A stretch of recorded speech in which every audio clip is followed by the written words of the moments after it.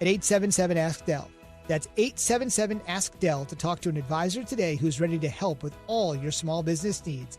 877-ASK-DEL. Majestic Metals is located in Sorrento with over 60 years experience in the pre-engineered metal building industry. Majestic Metals is the leading metal roofing manufacturer with high-quality products, superior customer service, and a fast turnaround. We offer both commercial and residential roofing, including a standing seam panel in a variety of colors with a 40-year paint warranty. A metal roof can add value to your home and is energy efficient. Call Majestic Metals at 225-675-3800 and talk to our knowledgeable sales staff for all your commercial and residential needs. Visit us on the web at majesticmetalsinc.com. Don't put your life on the line. Do what the pros do. Call 811 before you dig. Wait for the site to be marked. And always, always dig with care. LA One Call. Many people are injured and can't afford to get the treatment they need because insurance companies won't pay until the case is closed. I'm attorney Spencer Callahan. I'd like to help.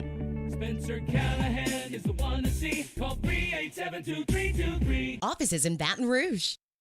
104.5 WNXX Jackson, 104.9 KNXX Donaldsonville, and WDGL HD2 Baton Rouge. This hour is brought to you by Spencer Callahan Injury Lawyers. See, very intrigued by the Dan Le Batard Show on ESPN Radio. I'm just scrolling through box scores on my computer, and all the games say Browns, Ravens, Bengals, Chargers. Right. Eagles football team.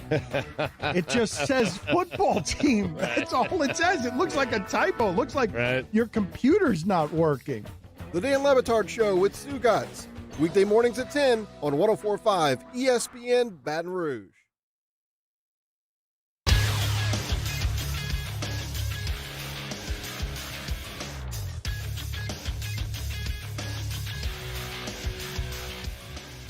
Good morning. It's 7 a.m. on Wednesday, October 14th. Today in Baton Rouge, expect to see sunny skies with a high of 85.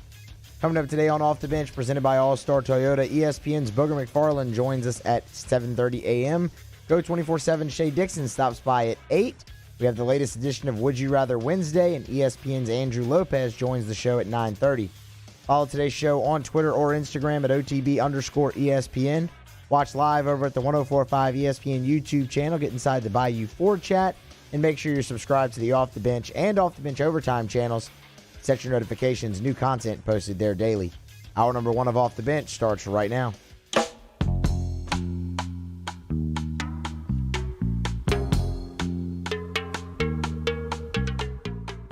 All-Star Toyota presents Off the Bench with Jordy Collada and T-Bob Hebert.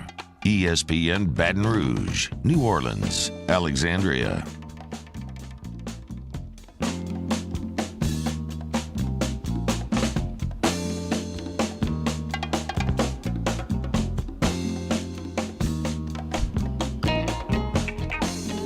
Off and at it off the bench, 104.5 ESPN Baton Rouge, 100.3 ESPN Radio in New Orleans, 94.7 ESPN Alexandria, online, 104.5ESPN.com.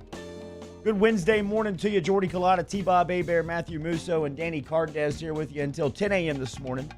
Shay Dixon will talk a little bit of recruiting with us an hour from now. Some of the top uncommitted prospects, what this regular season means for guys like Mason Smith, number one defensive tackle in the country right here. Corey Foreman. Out of the Bayou Parishes, Corey Foreman out west. Guys that were being projected to you en masse a couple of weeks ago. Sage Ryan, top defensive back, uncommitted, out of the Lafayette area. We'll talk to Shay an hour from now. NFL news, Booger McFarland going to be here in 30 minutes. Could LSU, could Tiger Stadium host NFL games again? Possibly. Maybe. City, NFL officials, Saints officials, LSU officials, Baton Rouge officials, Latoya the Destroyer, wondering what's going on. I will say this. I still think it's more likely than not that this doesn't end up with games at Tiger Stadium. Just look at the timing of it, right? We're going into a bye week. I think they're just trying to put pressure on the city. Yes, it's posturing. Yeah. It's okay, we got to bring this fight public, apply a little pressure. It's no surprise or coincidence that they did it during the bye week where you're going to have 2 weeks to kind of get this thing figured out. But it is interesting. And it's essentially a game of chicken, right? And let's see how far this plays out. Like maybe it does end up with LaToya calling the bluff, and then the Saints got to be like, all right, well, we'll do it. And then you see the black and gold Tiger Stadium. That'd be pretty cool. I don't love it from like I prefer Drew Brees in a dome rather than being outside, but it still would be pretty awesome to have the Saints play here in Baton Rouge for sure. In a fixed roof stadium? yeah, right. That's the here are your headlines on this Wednesday, October 14th. Remember, your headlines daily are presented by Barbecue Guys, helping America host better barbecues since 1998. Every day, better and better. Grill abilities. Headlines on Off the Bench. See the facility. Your grill abilities are getting great. Place is incredible over there off Airline Highway. LSU-Florida, the Florida Gators announced that 5 positive COVID-19 cases on Tuesday afternoon inside their locker room have paused all team workouts ahead of Saturday's game versus LSU. Florida Health and Athletic Department officials, sports medicine staff are expected to reevaluate the situation on Wednesday morning. If Saturday's game is postponed, both schools could possibly reschedule on December 12th, which is the weekend before the SEC championship. LSU's other bye weekend is on November 7th. That is the weekend prior to the Alabama game. I think LSU officials would like to keep that Saturday open. Here is Glenn Logan speaking on where LSU is as far as their headspace is going into game week. Just fixing us as a whole. Everybody just playing their technique, getting back to the fundamentals. No finger pointing, no blaming other guys. It's just really been going back to our basic and being able to play our brand of football. Yeah, I mean, look, we'll see if this game is played. There are a few roster limitations that you have to have if you're going to play in this COVID-19 year. You have to have at least 53 players available, at least 7 O-linemen, at least 1 center, at least 4 D-linemen. You only have to have 1 quarterback, which I found to be a bit surprising. But even if you meet all those thresholds, if the coach is not comfortable playing, they can still state their case to the SEC, and then Greg Sankey ultimately decides.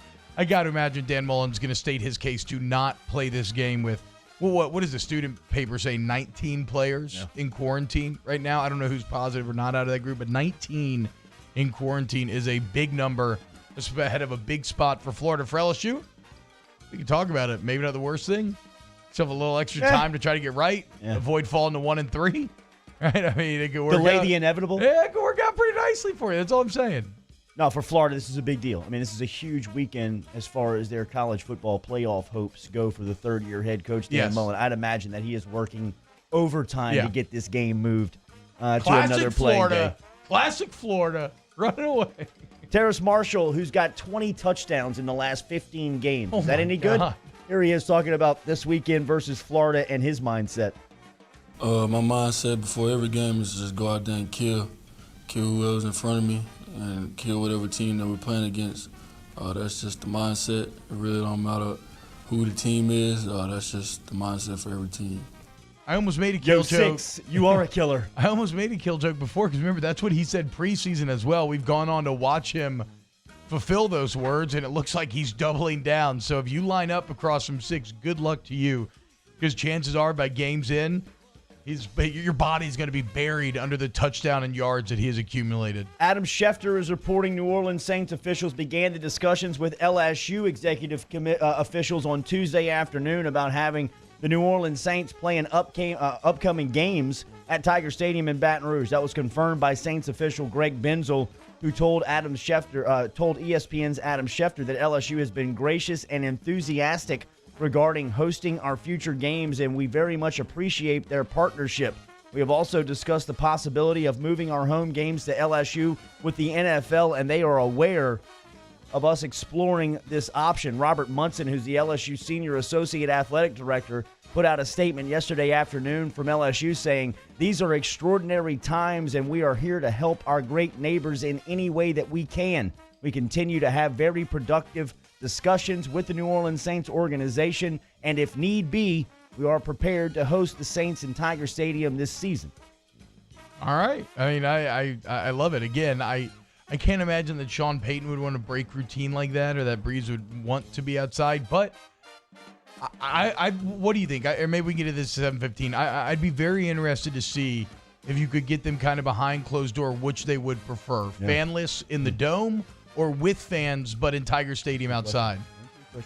Last night in the NFL, the Tennessee Titans blew out the Buffalo Bills on Tuesday Night Football 42-16. The New York Jets' rocky relationship with Le'Veon Bell came to an abrupt end on Tuesday when the team announced it had released the star running back. Bell has been a disappointment since he signed a 4-year, $52.5 million contract last season. In 17 games with the Jets, Bell has rushed for 863 yards and 3 scores. Saints got to sign him. Let's go. No, I'm just kidding. I'm just kidding, Danny. I wanted to see if I could trigger Danny back there. No, Saints are just fine at running back. They just got to make sure they can fold Mike Thomas back into the team and everything will be copacetic. Will Wade was speaking yesterday for a piece of media availability, getting ready for his season. Here he was talking about the schedule and where LSU sits at this point. We're going to phase into it. We're still not through all of our conditioning yet, so we're going to kind of stick with the schedule we've been on for the last couple of weeks for the rest of this week and all of next week, and then we'll transition into more full-fledged practice that following week. But we're going to basically practice Monday, Wednesday, Friday for the next couple of weeks, do individual workouts on Tuesdays and Thursdays, and then take the weekends off, and then we're conditioning on the Tuesdays and Thursdays, doing a little bit of conditioning on Friday. The following week will be our boot camp, that Thursday, Friday, Saturday, and then after we get through boot camp, we'll go into practice every day. So, Captain, my captain, your boy's feeling hot right now. You can tell he likes his team. He likes what he's seeing. He said he thinks the defense is going to be significantly improved. You can just kind of tell, and he's always carried himself incredibly well in press conference situations. Like, he knows how to dominate a room, but he's kind of a relaxed and confident attitude behind his demeanor that you can see even more so this year than ever before. Not as much attention to him in the athletic building right now. Also nice. They have bigger fish to fry with that. We'll get into some more scary numbers for LSU that have begun to emerge, as well as what Scott Chanley, former Nebraska great, had to say about Bo Pelini. Did not bite his tongue on his thoughts on Pelini, but he may not be wrong either. Stan Van Gundy met with the New Orleans Pelicans officials on Tuesday, emerging as one of the top 4 expected finalists for the franchise coaching job that's been open for the last 6 weeks, that according to ESPN. Another New Orleans finalist, LA Clippers assistant Ty Lue, has had a meeting set for this week too. It looks like the speed is picking up between Ty Lue and the Houston Rockets. Yeah.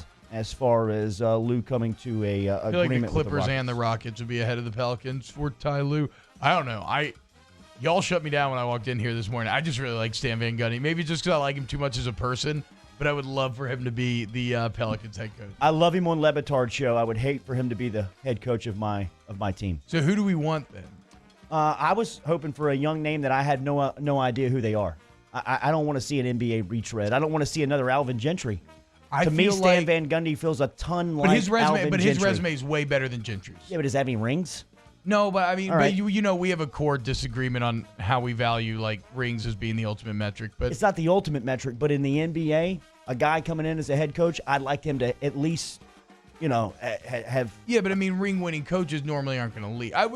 This whatever. We could get deep in the weeds here.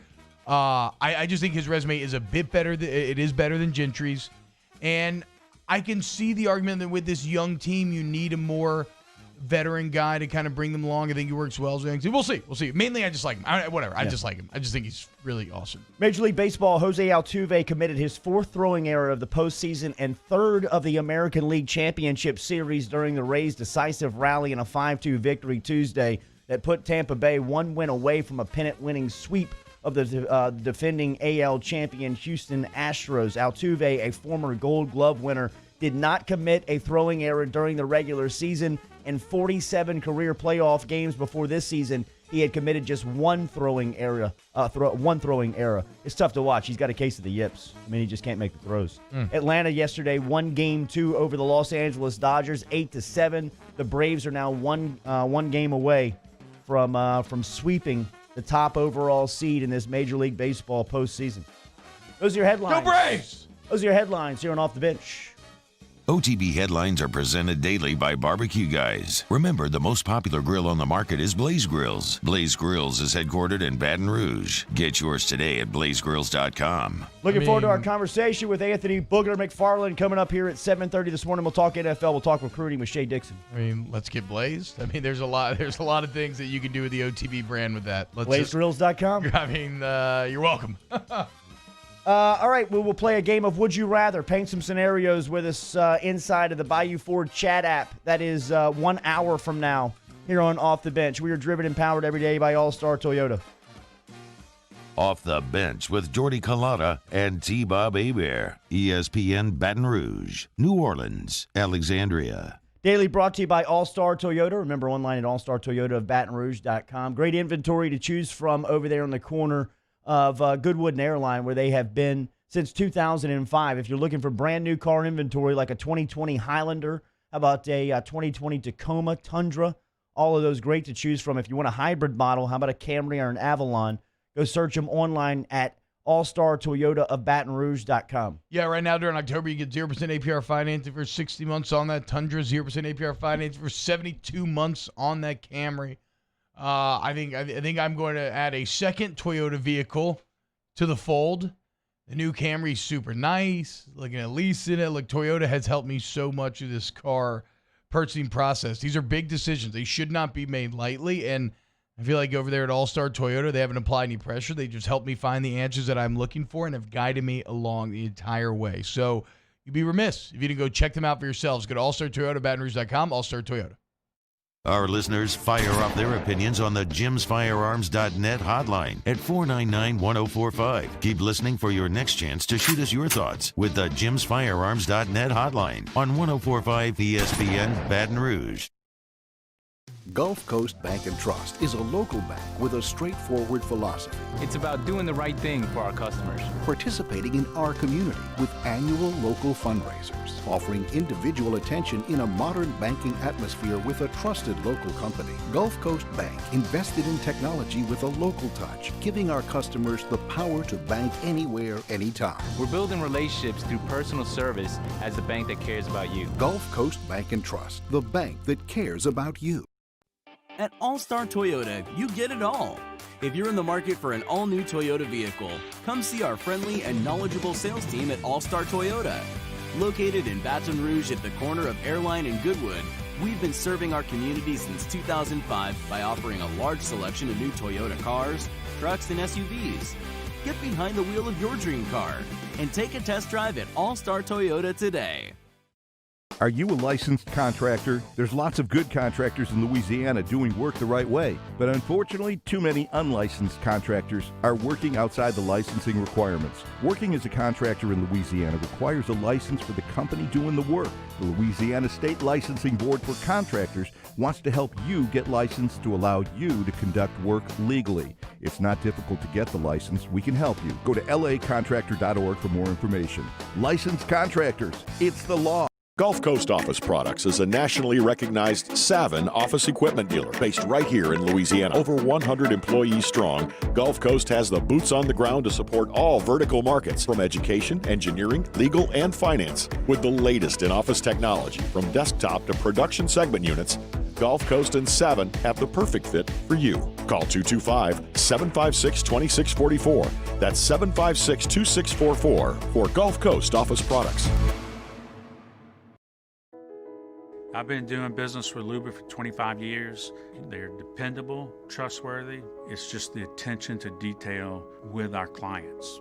Our folks have years and years of experience. They're highly trained professionals, but many companies have that asset. What I'd like to think makes Luba a bit different is that we use those talents in a way that truly is dedicated to serving the needs of the folks who depend on us. During times of trouble, hope keeps us calm, and courage keeps us strong. Here in Louisiana, we know this better than most. After all, we faced hardship, but hurricanes and floods never washed away what makes us strong. It's our culture, the spirit of resilience that says rise and rise up again. We'll make it through the tough times, we always do. and Blue Cross will always be here to support you.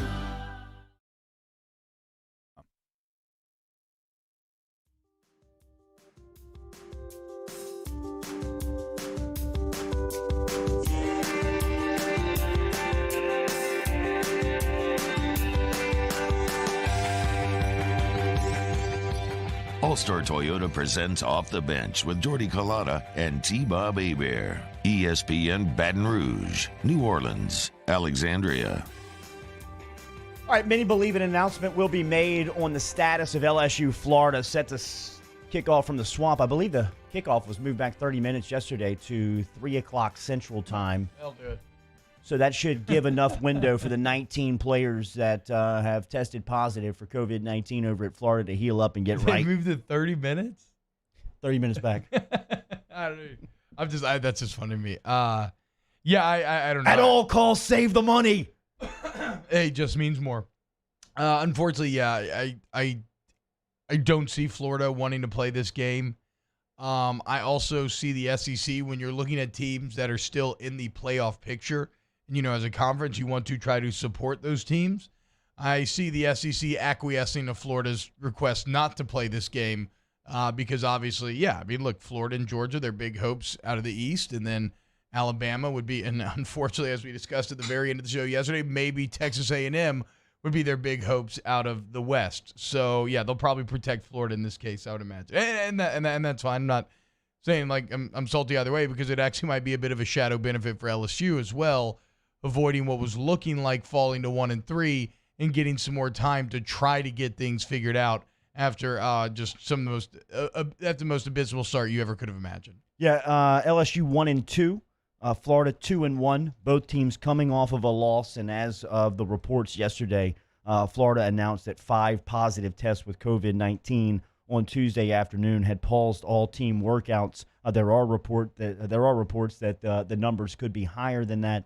There is a report out there with the number 19 around it with Florida that's dealing with some cases in the locker room. And that's from the student newspaper as well. I don't know if that means 19 positive or 19 quarantine, but yeah, that is a number that continues to grow. So on Tuesday, some of LSU's players were speaking to the media, and by all accounts, they are getting prepared for Saturday. They are under the impression that this game is going to kick off at 3 o'clock Saturday afternoon. Glenn Logan, who got back to action last week for the first time in his senior season, was asked about the top tight end in the country, Kyle Pitts, for Florida. I mean, as a tight end, he's really like another receiver out there. Watch a film on him. They put him pretty much anywhere on the field. He could go from outside in the slot, in the core, the offensive line. They use him in many different ways. He's a really good player. Logan was also speaking about how LSU gets it right defensively. We're really confident because, like I said, yesterday we watched film as a defense. We looked ourselves in the mirror and we got everything fixed. Communication errors, technique errors, pretty much everything. We just got it fixed. And now we're just moving forward today, going out there, getting ready for practice, and just focusing on the basics, just communicating, tackling, playing our brand of football like we did in the past. Logan was speaking on his confidence, the confidence level of his teammates and the coaching staff right now. 100%. These coaches really love us outside of football, inside of football, everything. Especially with Coach O, he treats us like his children, like he always say. I have a ton of faith in all of them. I know everyone on this team has a ton of faith in every one of these coaches. We'll get everything fixed. I mean, they treat us like grown men here. They respect us just as we respect them. I hope that's all true. I hope that's all true because I've been in that role before where you know what you have to answer versus how things are actually going, and I guess ultimately we'll see if it's true, but if it bears out on the field or not. Lanois Insurance Agency brings you off the bench daily here. LANOIXagency.com. Get in touch with Randy, Brian, and David this morning about auto insurance, home insurance, business insurance, and flood insurance. Find them at 749-5640 or dial them up online at LANOIXagency.com. Scott Shanley does not feel that way about Bo Pelini. Shanley is a former Nebraska standout, won a ring with the New Orleans Saints in 2009, and now works in covering football for the NFL. He's worked a little bit with Cox Sports Television in covering the New Orleans Saints. But The Athletic had a write-up yesterday and had a quote from Shanley on Bo Pelini. And Shanley did not bite his tongue. Shanley said to The Athletic, and I'm quoting here, "To me, Bo Pelini has not been able to call a defense for almost 10 years now. He has not been relevant when it comes to being a great defensive mind outside of having two great players at Nebraska in Ndamukong Suh and Prince Amukamara. I believe, yeah. Were the two players that he had that made him stand out. So that was Shanley yesterday to The Athletic talking about Bo Pelini. Obviously, Shanley has some feelings about Pelini about the time that he led Nebraska.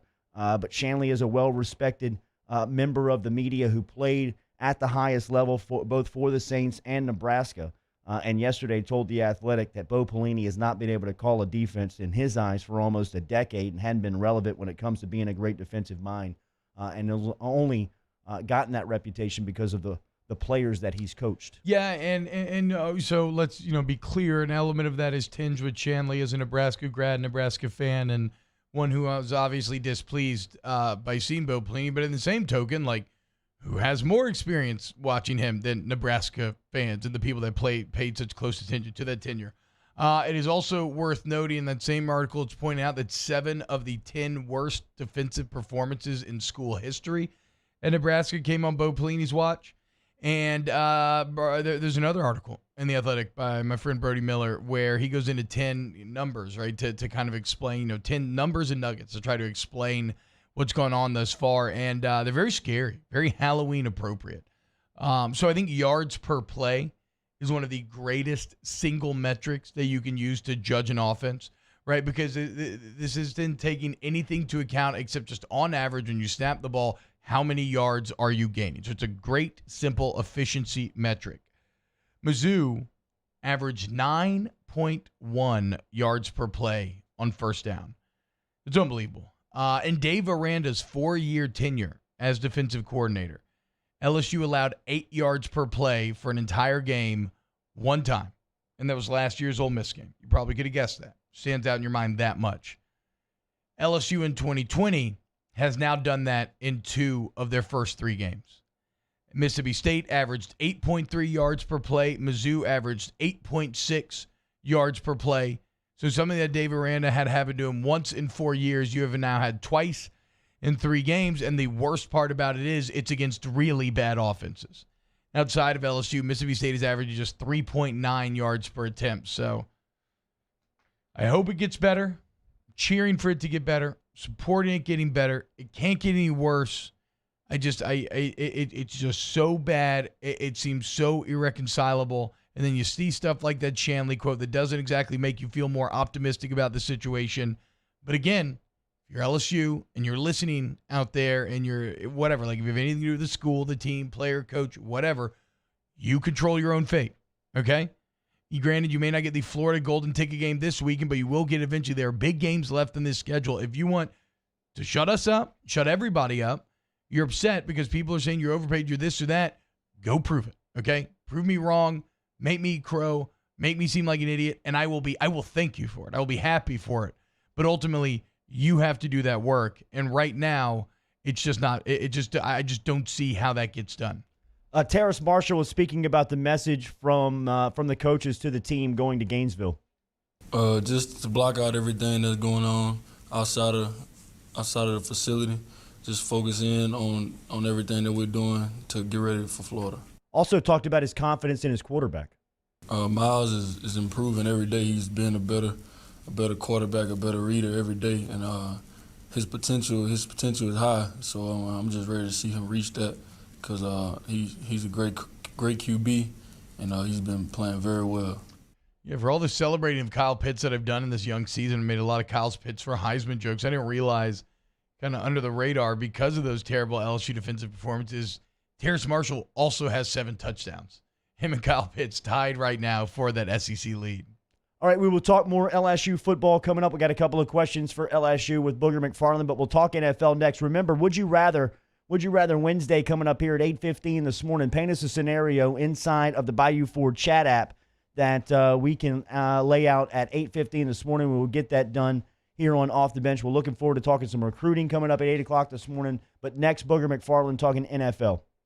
Off the Bench with Kalata and T-Bob. Brought to you daily by AccuTemp. Remember, online at AccuTempBR.com. Over at AccuTemp, they take the whole system approach when they give maintenance to your custom HVAC system to ensure that they are prolonging the life of your unit, not just putting a Band-Aid over it. I can speak to this firsthand. I'm about to go through the process of overhauling my air condition at the home and started the process with AccuTemp late last week. It's simple to get going. Design consultant Ken came over, very nice, and gave me a couple of options to choose from on what the design and install could look like, a couple of options to choose from. Now working with AccuTemp directly, it is a whole system approach. They want the entire experience to be for you to remember that. Online, AccuTempBR.com. AccuTempBR.com, AccuTempBR.com. There is no one better to come in your home and make sure that your home is good to go for winter. Trust us. They are the best. 4.9 on Google, AccuTempBR.com. We opened up the playbook and expanded our coverage. Listen daily in high definition on 98.1 HD2. We are 104.5 ESPN Baton Rouge. At All-Star Toyota, you get it all. If you're in the market for an all-new Toyota vehicle, come see our friendly and knowledgeable sales team at All-Star Toyota. Located in Baton Rouge at the corner of Airline and Goodwood, we've been serving our community since 2005 by offering a large selection of new Toyota cars, trucks, and SUVs. Get behind the wheel of your dream car and take a test drive at All-Star Toyota today.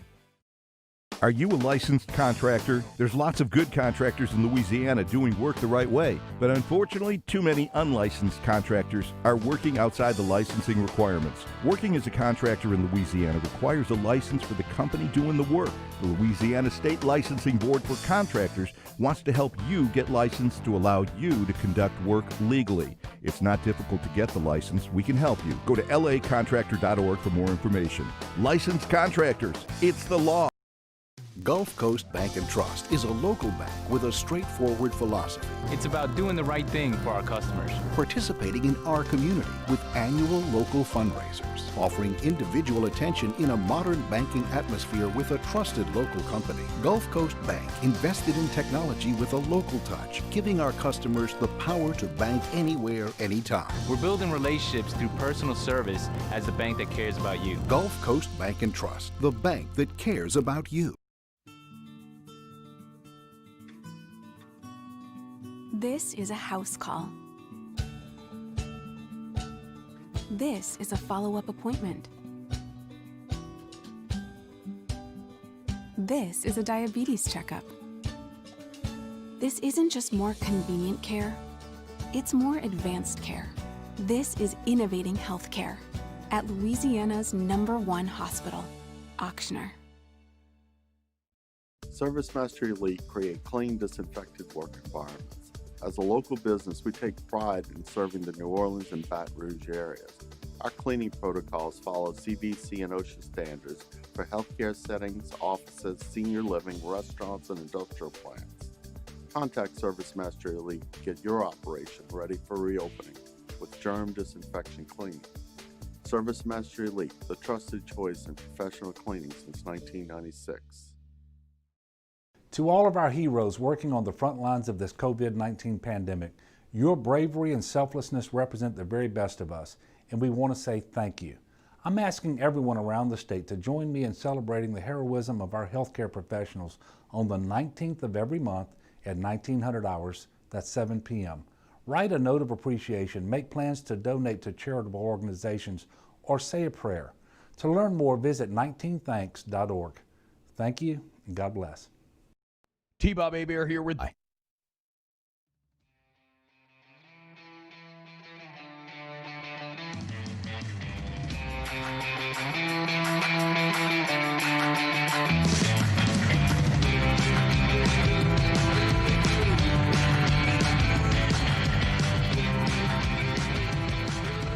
All-Star Toyota presents Off the Bench with Jordy Collada and T-Bob A-Bear. ESPN Baton Rouge, New Orleans, Alexandria. All right, quirky work week for the NFL as last night on Tuesday, their week was closed out as Tennessee handled a Buffalo team. Surprising score to see that, man. Yeah. 42-16. The Titans beat up on the Buffalo Bills. A highlight that you will see forever is Derrick Henry giving a stiff arm to Josh Norman. My goodness, man. That was Leonard Fournette Ole Miss stuff as Norman was just heels over head tumbling on a football field as Derrick Henry was running downhill. Boog, who's the biggest running back that you tackled back in the day? You were teammates with Mike Allstott. Yeah. Was there anybody like Derrick Henry that you had to play during your time in the NFL? Yeah, there were two guys. One was Stephen Davis, who played at Auburn, and then there was another guy named Lamar Smith that was pretty.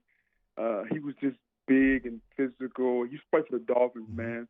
And there was a game where he catches a little toss, and like the whole defense is going at him. And when the play's over, I'm getting up off the ground, and there's Derek Brooks. He's down by his ankles. I'm like, hey, man, what are you doing down here? You're supposed to be up high on his chest. And, like, everybody was going for his ankles. Nobody wanted to tackle him up high. Boog, when you get back to the locker room, does anybody say anything to Josh Norman there? Probably not in the locker room. I'm sure some of his homeboys have probably sent him a text or something. But probably by Thursday after practice, somebody's going to make a comment, and then the floodgates are open. Once the seal is broken, then it's open season on Norman. So what do you make of Tennessee, 4-0? Yeah, Tennessee's a good team, man. Tennessee's a team nobody wants to play because, based on the coaches they have, it's going to be a tough physical matchup. They're going to be well coached defensively. They're not going to give up big plays, and it's just one of those teams, man, that if somebody told me today that Tennessee's going to be in the AFC Championship game, I wouldn't be surprised. Tennessee's a team, man, that they can run the football, which can travel. They can play in any weather. Tannehill has proven he's the ultimate game manager, even though he's making about $35 million a year, which is really good for him. And defensively, they have guys that can make an impact. Jeffrey Simmons from Mississippi State, Jadeveon Clowney from South Carolina. Their front seven is legit. Malcolm Butler is opportunistic on the back end. So they have really, really good players at all levels on their team, and they got one of the bright, underrated head coaches in football in Mike Vrabel. Boog, the NFC South right now features 3-3-2 teams. They've all gotten there in different ways. Maybe most impressively, Carolina getting there with 3 wins in a row without Christian McCaffrey. Since the Saints are going into a bye, let's do a little prediction. 3-3-2 teams. Do you have a favorite as to who you think emerges when this is all said and done? I like to go with the team that has the better defense, and I think if you look at it that way, I think the Buccaneers have the better defense. They are a very undisciplined team. I think they lead the league in penalties, so that gives me a little pause. But in the end, I think their defense is better than the Panthers' defense, is better than the Saints' defense. I'm not really concerned about all the noise about Drew Brees. I think Drew Brees is fine. When they get Michael Thomas back, I think the offense will kind of get back in sync and in rhythm. Yeah. I do love what Matt Rule has done in Carolina. Tom Brady and his crew, it's too many weapons not to succeed. But I think when it's all said and done, I go with the team that I feel more comfortable making a stop when I need it, and that's the Buccaneers defense. Saw where Schefter and Daniel Jeremiah, who cover the league as reporters, said last week that they are hearing that Joe Brady could be a head coach in the league as soon as next season. What do you make of Carolina's offense, and are you hearing the same thing on Brady? I haven't heard that on Brady. I think Carolina's offense has been really, really creative. Here's the thing, man. Too many times in this league, we want to hire the guy that can be creative and call a great play. That's almost like saying the guy that should be president of the United States is the smartest scientist that can get in the lab and create a formula. That doesn't make you a great leader. Just because you can be creative and call a great play doesn't make you a great leader of men. Joe Brady is outstanding at what he does. I don't know if Joe Brady can lead men. I don't know if Joe Brady can problem solve. I don't know if Joe Brady can galvanize a room. We know he can call and create great plays. That doesn't make you a great head coach. Mike Vrabel is a really, really good head coach. Mike Vrabel doesn't call plays. Mike Vrabel is a former linebacker that can lead men and can motivate men and can build a culture that Tennessee is undefeated. So I think we need to hit pause. Just because you can call a play and create points, that needs to be the next head coach. What about Bob McAdoo in New York? Remember that? Yeah. Okay. Yeah. Tell me how well that turned out. Okay. just because you can call a play doesn't mean anything. What about Dirk Cutter in Tampa? Remember that? Dirk Cutter in Tampa? Yeah. It doesn't just because you can call a play, Pat guys, Shurmur. doesn't make you a great head coach. Pat Shurmur, exactly. So let's hit pause on the, hey man, great offensive coordinator. Let's make him a head coach. Talking to Booger McFarland here on 104.5 ESPN. Boog, another division that has piqued my interest would be the AFC North, even better than that of the South. You're looking at 4-0, 4-1 Ravens, 4-1 Browns. Of course, the Steelers going to 4-0. It's the first time since '79. With the return of Big Ben, now Claypool emerging, like, are the Steelers actually the class of that division? Well, I'm not going to fall for the bait, T-Bob. I know what you're trying to do. What am I I'm trying? not going to say it doesn't. Well, because I know what you're Is trying Lamar to do. Jackson You always try elite, to get Boog? Answer the question. Is Lamar Jackson elite? Listen, first of all, Lamar Jackson is the reigning MVP. He is a very good player who what is this, his third year? Yep. He's right where he should be. Oh. And that is, he's not a finished product. He has holes in his game, but he is one of the bright young stars in this league. As far as the Steelers are concerned, Claypool gives them a different dimension. Yeah. Like having a true number one gives them a different dimension. I'm a little concerned about their defense because their defense hasn't been what I thought it was going to be. But they have two closers, and T.J. Watt and Bud Dupree. And anytime you get a lead, they got guys that can close the game out. So Pittsburgh is right there among a group of about 5 teams in the AFC that I think could hold up the Lombardi, and that's Kansas City, Baltimore, Pittsburgh. Those teams, and I'm probably leaving off a couple more. Those are the teams on that side of the division, man, that you got to feel really, really good about. Central Plumbing Company, remember 925-8552 for residential or commercial plumbing services. They're online at centralplumbing.org, and every Wednesday they bring you our conversation with former LSU All-American and 2-time Super Bowl champ Booger McFarland. Boog, what do you make of Justin Herbert? Saints fans got to see him up close for the first time on Sunday night, and man, he is talented. He's lost games to Mahomes, Brady, and now Breeze, as those three have come back to beat him. But he has been special in his highlights. He had 4 touchdowns on Monday Night Football, first rookie to accomplish that. What do you make of the 7th overall pick out of Oregon? Really good.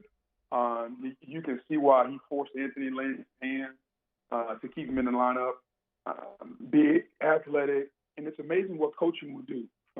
It seems that the coaching has allowed him to kind of fix some of the accuracy issues, and he's playing really, really well. I think the Chargers have a quarterback that could be there for a long, long term. Booger, let's get to LSU. Especially appropriate since you are a great defensive mind yourself. I got to know what you thought about what you witnessed on Saturday. The second of now 2 times this season you've given up over 8 yards of play. What do you think about the game against Mizzou? Well, I think it's pretty self-explanatory as far as what happened. I'm not going to go back and rehash it. Here's what I will say. There's enough blame to go around. There's coaching. There's lack of detail from the players. There's lack of accountability, starting with the head coach all the way down. Because when you get to a point where you're missing tackles, there's no effort, guys are – I thought LSU's defense was practicing social distancing. There were a couple of times that nobody was in the frame. And for Bo Pelini, for Derek Stingley, for the people on that team, man, where's the pride? Like, where's the sense of pride? LSU is 1-2, and they lost to 2 teams that probably are at 40% as talented as LSU. Yeah. And so LSU got out-coached in 2 losses. And that speaks directly to Ed Ogeron and Bo Pelini. Like, we came into this season saying, man, the offense could be the issue. Miles Brennan has been amazing. Steve Ensminger, Scott Linehan, they have been amazing. I think for everybody on the defensive side of the ball, starting with Ed Ogeron, starting with Bo Pelini, Corey Raymond, they got to have a come to Jesus meet, man, because guess what? I don't know what's going to happen with the Florida game this weekend, whether it's going to be played or not, but you look at that schedule, every team on that schedule wants to beat the hell out of LSU based on what's happened in the past. And if they can score 50, they're going to score 50. You gave up 45 to Missouri. You know what Jimbo Fisher wants to do? You know what Dan Mullen wants to do? They'll score 70 if they can. So at some point, you got to have pride, man. I get it. It's a pandemic year, no off season. But come on, man. When you got 5-star corners, when you got a sense of pride, it shouldn't get to the point where it was. That was embarrassing. And before I get too riled up, I'll just leave it at that. I can hear you. I can hear you gaining steam, Boog. I love it. Like a chainsaw about to get going. But that is the question, right? It seems so broken to its core on Saturday. Guys having no clue what to do. I mean, you could just run one call the entire game and probably go better. How do you fix it midstream? I don't think you're going to be a great defense, but can they get back to being at least an average defense in the middle of the season? Yeah, I think they can. And let's remember, LSU wasn't great on defense last year. Yeah. I mean, Ole Miss is still running up and down the field. Yeah, but this is a little nugget for you. That Ole Miss game, the one time in Dave Aranda's 4 years, an opponent averaged 8 yards per play. LSU has now done that twice in 3 games this season. Right. And so to your point, can they fix it? Sure, they can fix it. But it's got to be accountability from all angles, accountability from both sides. Bo Pelini has got to get guys to do the right thing. And if I don't care who they are. I don't care if you're Derek Stingley, Mo Hampton, or whoever. Here's your job. Do your job. If you don't do it, you're going to sit on the bench. It's really simple because there's enough blame to go around. It's not just Bo Pelini. There are players out there freelancing, not doing their job, and so there's enough blame to go around. We'll see, man, because if they play Florida this weekend, Florida's offense is a top 10 offense in America. They'll score 80 if LSU shows up the way they have against Mississippi State and against Missouri. Yeah, what do you think Lane Kiffin would do to him? I mean, he's looking at Bo Pelini like it's one of Boog's medium steaks with ketchup. He's just like, no. He's ready to eat that thing. That was a little bit. Oh, hold on. My bad. Steak and ketchup? I mean, that was a little insensitive. Oh, excuse me. I thought. Okay, you're just a medium well guy then. You're not a ketchup guy. Well, first of all, I don't need ketchup. I do like my steaks well done. Oh, well, even worse. Well done. Oh my God. Wait, Boog, you don't like ketchup on anything? Burgers? I like ketchup on burgers, but we're not talking about burgers. Okay. We were talking about steak. All right. Just the ketchup clarification. Sure. All right, man. Ketchup. Hit him straight today. We'll talk to you next Wednesday. Thank you. Later. Central Later, Plumbing Boog. Company brings you that conversation weekly. We'll close out hour 1 next. Danny, that sounded like he said Lamar Jackson wasn't elite. Am I wrong? Me and Danny are trying to lay a trap for Boog. We want a YouTube title for the new channel where we can say Booger says Lamar Jackson not elite, and we're so close. We're zeroing in every single week. We're going to get him eventually Booger here. McFarland calls former MVP trash. I mean, that's essentially the angle that we're trying to work here, and it felt like we were so close today. I just need him to say, no, he is not elite. Corey Foreman, Mason Smith, and the crew were trending toward LSU. The last time we talked to Shea Dixon, we'll see if it's still headed that way in 10 minutes here on Off the Bench. Off the Bench with Kalana and T-Bob. Daily brought to you by Central Plumbing Company. Remember that conversation weekly with Boog is brought to you by Central Plumbing. They're online at centralplumbing.org, and you can call them at 925-8552. Residential or commercial plumbing services, the Paynes, Jay Payne, Zach Payne, Brandon LeBlanc, all ready for you today. We've been reminding you throughout the last couple of weeks with the storms and with the weather that Central Plumbing Company can get you a full-service generator, a full home service generator. So the next time you dial them up or the next time you think about generator service, get in touch with Central Plumbing Company. Online, centralplumbing.org. Centralplumbing.org. I tried to give Boog the benefit of the doubt with the medium. Yeah. And then the medium well. No, and then he had to keep shutting it down. No, well I like done. it. Well done. Well, guess what? When you work with Central Plumbing, you get a job well done, which is actually what you want, as opposed to your steak. A lot of times your plumbing is kind of inverse of what you want out of your steak. So get that well done job by calling up 925-8552. Any plumbing issue that you've had, they've been at it for 40 years. They've seen it all. They can fix it all. CentralPlumbing.org.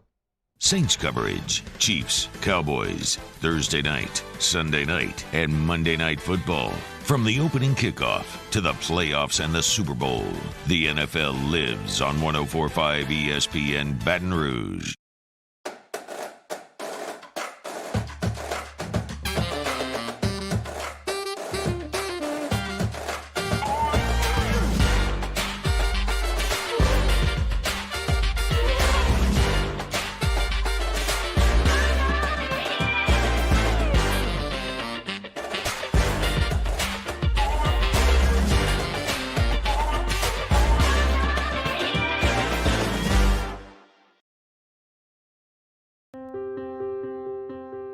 This isn't just another day, it's so much more. Kelly's life was put on hold when her Ochsner primary care doctor discovered a rare blood disorder. Her doctor connected her to an Ochsner care team of cancer, heart, and kidney specialists. With multiple primary care locations around Baton Rouge, same-day appointments, and online scheduling, we're relentless about keeping you healthy. Ochsner Baton Rouge, innovating healthcare for Kelly. Gulf Coast Bank and Trust is a local bank with a straightforward philosophy. It's about doing the right thing for our customers. Participating in our community with annual local fundraisers, offering individual attention in a modern banking atmosphere with a trusted local company. Gulf Coast Bank invested in technology with a local touch, giving our customers the power to bank anywhere, anytime. We're building relationships through personal service as the bank that cares about you. Gulf Coast Bank and Trust, the bank that cares about you. I've been doing business with Luba for 25 years. They're dependable, trustworthy. It's just the attention to detail with our clients. Our folks have years and years of experience. They're highly trained professionals. But many companies have that asset. What I'd like to think makes Luba a bit different is that we use those talents in a way that truly is dedicated to serving the needs of the folks who depend on us. Are you a licensed contractor? There's lots of good contractors in Louisiana doing work the right way, but unfortunately, too many unlicensed contractors are working outside the licensing requirements. Working as a contractor in Louisiana requires a license for the company doing the work. The Louisiana State Licensing Board for Contractors wants to help you get licensed to allow you to conduct work legally. It's not difficult to get the license. We can help you. Go to lacontractor.org for more information. Licensed contractors, it's the law. Gulf Coast Office Products is a nationally recognized Savin office equipment dealer based right here in Louisiana. Over 100 employees strong, Gulf Coast has the boots on the ground to support all vertical markets, from education, engineering, legal, and finance. With the latest in office technology, from desktop to production segment units, Gulf Coast and Savin have the perfect fit for you. Call 225-756-2644. That's 756-2644 for Gulf Coast Office Products.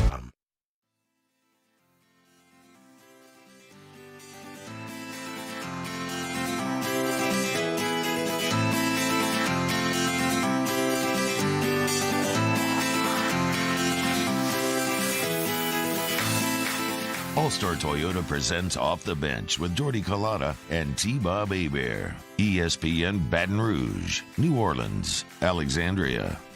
Would you rather scenarios being painted out inside the Bayou 4 chat app? We will explain them at 8:15 this morning. You still got time to jump inside of the app and interact with us. We appreciate everybody who's there. Over 300 watching on YouTube. Remember to hit us at 104.5 ESPN station. Make sure that you are liked and subscribed to all of the content that's coming out of Guarantee Media. So Off the Bench, their YouTube page, our YouTube page. Make sure you are subscribed there. You can catch out the Coach O interview yesterday morning. Derek Stingley Sr. was fantastic yesterday at 8 a.m. 8:30, Nick Underhill was talking New Orleans Saints. Was good stuff.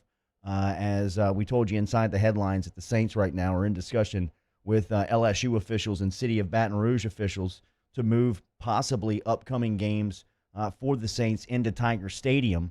As yesterday, Greg Benzel, who reported and gave a statement to ESPN, said that LSU has been gracious and enthusiastic regarding hosting our future games, and we very much appreciate that partnership.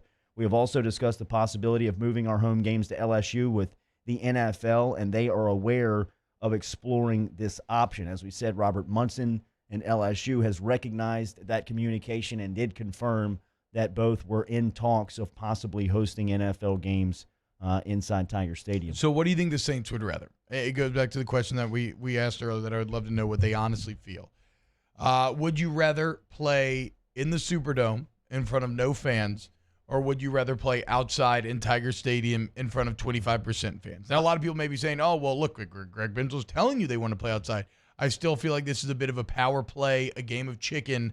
I don't know if they're actually going to go through with this. But if they had their option, what do you think it would be? I think the timing describes what you're saying, that this is trying to call a bluff, right? Yeah. I mean, this is showing the hand, and like, you want to take this fight to the public. All right, here's our statement. We will go play in another venue if you're the New Orleans Saints, threatening, ultimately the city of New Orleans and the mayor on her decision to continually not allow fans into a Phase 3 operated state venue. So from the Saints standpoint, I think that they'd rather be in the Dome. Absolutely, right? I mean, yeah, I think they'd much rather be in the Dome. But when push comes to shove on this situation, it seems like they have done everything they can to work with alignment in the city and make sure that they were staying and on top of all protocols. But now it's gotten to a point where the phases have been lifted. The state has recognized that it is a safe environment to allow people in, and Cantrell still will not budge on this. And the Saints are saying, all right, fine. If this is going to be the way that we're going to handle business, we will go somewhere else. Well, also, I mean, the way to get a politician to react a lot of times is to get the public involved. I still think at 25% capacity, you want to be in the Dome. Like I'm saying, I would still take the Dome with nobody over Tiger Stadium with 25, because I don't know if 25 is enough to really give you that competitive edge that you're looking for. But if that number were to creep up to somewhere around like 50%, yeah, then I think you maybe really do have to make that decision. But for what it's worth, I don't imagine. I feel like this play probably works. But then again, Mayor Cantrell, through a lot of this, you can see that she can dig in at times, right? And so you wonder, does this have the opposite effect? Instead of loosening, does it kind of calcify her position? And if she calls Greg Benzel's bluff, then do the Saints actually follow through with this? It's just tough to imagine, because coaches love routine. Drew Brees loves being inside versus being outside. It can still get hot on a Sunday at noon in October, too. They're still on that east side. That's what I'm saying, dude. That ain't like playing in the Dome where it's 70, perfect air conditioned, 74 degrees or whatever you got it. Now, I did go to the Saints game back in 2005 that were in Tiger Stadium. Was that cool? It was a little weird, man. It was strange. It looks a little weird. The times were weird. That's when Tom Benson's walking out of Tiger Stadium and people are like threatening him. Yeah, the San Antonio stuff going on. It was weird stuff. Are we 50 here? All right, we'll be back hour 2. Off the Bench with Kalana and T-Bob. Daily brought to you here on Off the Bench by Secure Shredding and Recycling. Remember, your document destruction specialist is Secure Shredding and Recycling, one of the top businesses in our listening area. Gaines Garrett, Mr. J. Babb, and the crew over there at Secure Shredding and Recycling. Remember, they got 10 trucks on the road every day. Look around. You can see their logo, Secure Shredding and Recycling. They can help you out, whether you're a government entity, whether you're an individual, a business. They can take care of your document destruction today. They can also handle your hard drives. If you mention Off the Bench, 2 hard drives will be destroyed for free. Online, SecureShreddingAndRecycling.com. SecureShreddingRecycling.com, SecureShreddingAndRecycling.com. For all of your document destruction needs. Service is local guys, so they care about the community. They care about the locals. And look, they're going to give you better service than anybody else will, any of the national guys, and a better rate. So whether you need to drop off, you want them to pick it up, they can do it all. Go to SecureShreddingRecycling.com today. This is it, what smart customers wait for all year. The Richards Honda Trade-In, Trade-Up event. Right now, get more money for your trade and a great price on something new. That's a win-win. Only at richardshonda.com. The smart choice.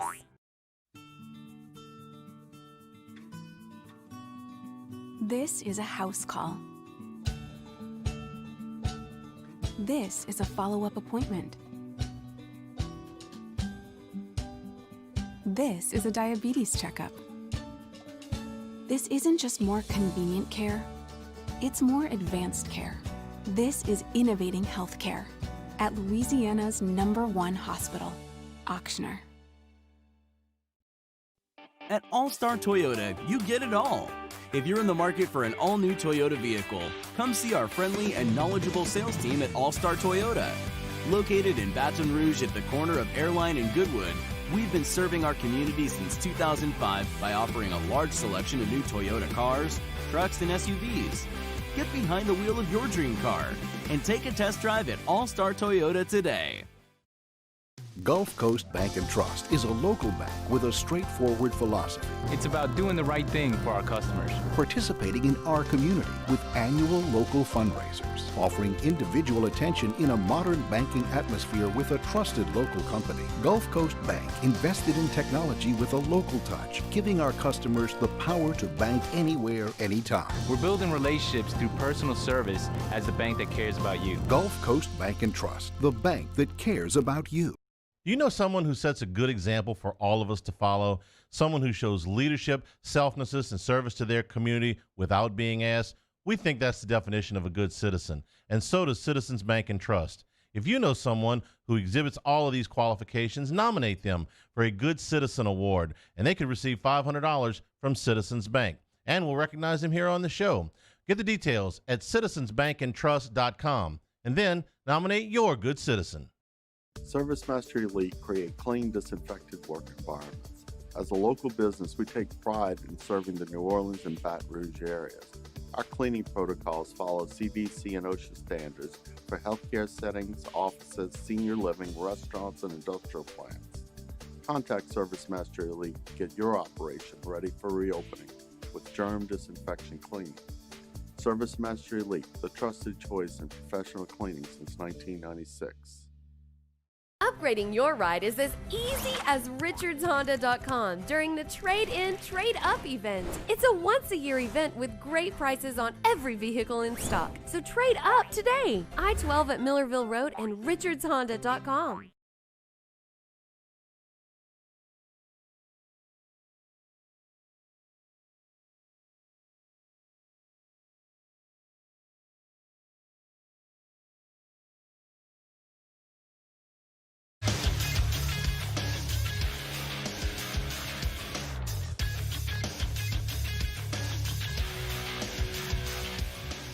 Good morning. It's 8 a.m. on Wednesday, October 14th. Today in Baton Rouge, expect to see sunny skies with a high of 85. In case you missed hour one of the show, catch that up at the on-demand section at 1045ESPN.com. Brought to you by Carriages. Still to come on Off the Bench, Go 24/7. Shay Dixon joins us next. We have the latest edition of Would You Rather Wednesday, and ESPN's Andrew Lopez stops by at 9:30. Follow today's show on Twitter or Instagram at OTB_ESPN. Watch the show live over at the 1045 ESPN YouTube channel. And make sure you're subscribed to the Off the Bench and Off the Bench Overtime YouTube channels. Set your notifications. New content is posted there daily. Hour number 2 of Off the Bench starts right now.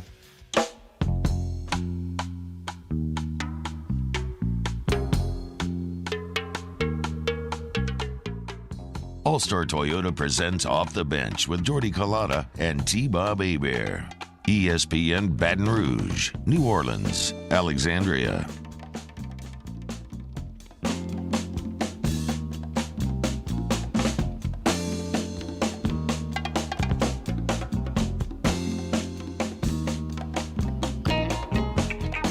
Hour 2 off and at it off the bench, driven by All-Star Toyota here on OTB between 7 and 10 a.m. every single day on ESPN Baton Rouge, New Orleans, and Alexandria. That is T-Bob Hebert. I'm Jordy Collada.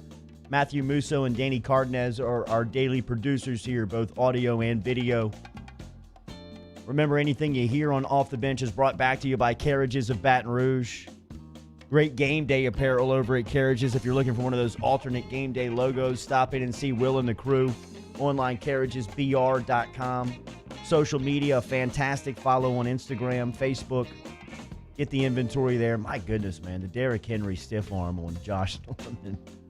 I mean, that's a highlight you'll see for a long time, man. It's an all-timer. It makes me want to look up, actually. Yeah, dude, Ryan Tannehill almost tore his ACL on that celebration. Like, legitimately almost like it looked like he did. Yeah, hyperextended his knee. He almost entered Bill Grammatica infamy. Who was the Washington quarterback? Gus Frerotte? Who headbutted himself in a concussion. Headbutted the wall and Yeah. ended up getting a neck injury. Oh, yeah, it wasn't a concussion, it was a neck injury. It was Gus Frerotte. And then there's Bill Gramatica, who, of course, Martine's little brother. For the Cardinals celebrating a routine field goal, he comes down, tears his ACL. So Tannehill got lucky. But outside of a little luck, the Titans and Tannehill have just been really damn good. And they were really good last night as they defeated my Buffalo Bills. Very upsetting for the Bills Mafia. But as PMT tells you all the time, nobody circles the wagons like the BBs. So they'll be just fine. Actually, I don't know if they'll be just fine because they have the Chiefs on Sunday after a Tuesday night game. So they may be 4-2. But then they will be just fine. All right, coming up this morning, Would You Rather Wednesday. Appreciate the interaction. Need more inside of the Bayou Ford chat app over on the YouTube station at 1045 ESPN. All right, recruiting right now has been in full swing, obviously, in season with recruiting. LSU has really been one of the dominant programs throughout this 2021 recruiting process. The start of the season has not been that for the defending national champs, as they are off to a slow, sluggish 1-2 start with a trip to the Swamp on the horizon. Now, there could be some news on that game this weekend as soon as today, as far as maybe a postponement or a possible change in date there. So we'll wait and see what happens. But Shea Dixon is our authority for recruiting here on Off the Bench and ESPN Baton Rouge. They got the site over there at Go247. Keeping up with all the recruiting news, so make sure if you need any recruiting information to get over to Go247, get your subscription today. Keep up with all the news. Shay, good morning. How are you? Morning, guys. I'm doing well. Jordy, look, I liked the intro there where Musso and D-Money, everybody gets a shout-out, even behind the scenes. That's important. Absolutely. They can make you guys look bad in a hurry. Musso and Danny do incredible work. That's right. You learned right from Rivers over all the years. Okay, here's the more important question. T-Bob, has a D tackle or a nose tackle ever Derrick Henry'd you? Oh, yeah, for sure. Yep. Did you not watch the Auburn game? I would say. Well, yeah. Right. No, Fairley never he never did a Derrick Henry moment. Like, I never got thrown on my back. Who did do that one time was. Oh, why am I blanking on his name right now? Oh, Poe, the old Ole Miss guy. But I got his ass back the next year and then some. So I won 3 out of those 4 battles. But he got me 1 year. Played on a bum ankle. What are you gonna do? Is Poe still in the league? He played with Kansas City for a while. Yeah, he played. I whooped his ass in the preseason in Kansas City too. I had 7 knockdowns on him. So still get talking ready. trash, huh? Yeah. All right, Shay. So what does this start for LSU mean for recruiting? A lot of times the messages in recruiting can be a little clouded. Recruits usually don't look at the outcomes of the games to make their decisions. But when a program looks as bad as LSU has, specifically on the defensive side of the ball, what does that mean on the trail? I don't think any reason to press a panic button right now. Look, if they go 1-9, sure, but slow out of the gate. What if they go 5-5? I don't think it really matters. I think it's going to. It'll be okay if they go 5-5. There better be the other teams in the league need to catch some losses as well. Georgia can't be undefeated, or let's say Georgia and Bama both have 1 loss. Well, that doesn't look great if you're sitting at 5-5. But I don't think that's the end of the world either. Jordy, obviously, I'm with what you said. I say it all the time. Recruits aren't putting the results of these games under a microscope as much even as they are the D-line. Corey Foreman said, and Mason Smith talked about after the first Mississippi State game, they were there. LSU loses, and they just, they talk about, well, the D-line actually got after the quarterback and had some sacks. So B.J. Ojulari got in there early on. We see him, PFF graded him out as the best freshman in college football so far. So I think that, and it might have been just defensively, but the point remains that at this point, he's coming off the bench and having those kind of numbers. I think kids look at that, and certainly they're doing a good job right now of holding on to the class. I don't see any defections happening. It's just about, can you finish strong with these final 7 spots? And Jordan, it's kind of such a silly season that, okay, LSU's defense does look bad, right? And Bama can point that out, right? Well, LSU's given up 7 more yards than Bama has this year. So Bama's got their own issues going on with Saban and Pete Golding and everybody being mad at their defense. And then you look at LSU recruiting against Tristan Lee. Well, Oklahoma's the other big player here. Has Oklahoma won a game? Now that they beat Texas this past weekend, but they're in no better shape than LSU is, and LSU's coming off a national championship season. So I think that what's helping LSU right now, in terms of people who are going to say, we suck again type thing, and we're 1-2, and all the recruits are going to leave. Well, A, that's not really how it works. It's not like all the recruits came right away when you were 15-0. And B, there's enough going on in this kind of odd season to where some teams you're recruiting against aren't even playing. Like, there's more to be said about, hey, we're out here playing. We never slow down, and that's a pitch that SEC teams are using. So I think it's all kind of going to flesh itself out in the end after this 10-game season, and I don't think it'll mean that much one way or the other in terms of this year's recruiting impact. I mean, it's a young season, Chase, so I hope that you're correct. I think the key differences between Alabama and LSU is LSU has played bad offenses and been historically bad. And I guess that's where it becomes so worrisome, right? Because the good offenses are coming, so it's hard to see getting that much better. I just, and it's not the wins and losses, but to me, when the losses fall solely or most squarely at the feet of the defensive coordinator, how do you recruit great defensive players to go play for that coordinator?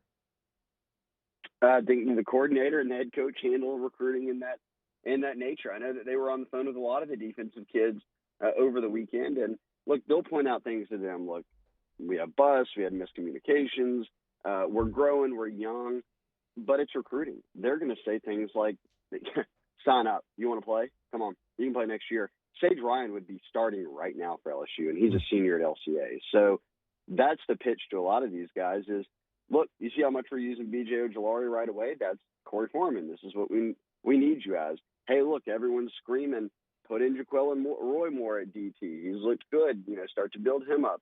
That's the pitch to a guy like Mason Smith when you're playing on the inside. So I think that, yes, right now, after 1-2, and we've got them under such a microscope, and hopefully they play this week, or we're going to just have them under a microscope even more for the Missouri performance in the start for another couple of weeks. But I think that with LSU and recruiting, it's sort of, hey, let's just keep moving forward, stay with the pitches that you've got. And right now we don't see anybody backing away. And certainly when talking about how they need to close, I'd say a couple of the biggest positions are on the line, and that comes down to Ed Orgeron really on the defensive side, and then if James Craig can close on the offensive side. We saw Mason Smith, one of the top players in Louisiana, if not the top player in the state, from the Bayou Parishes yesterday, cut down to his top 5 or to his 5 finalists. What did you make of that choice?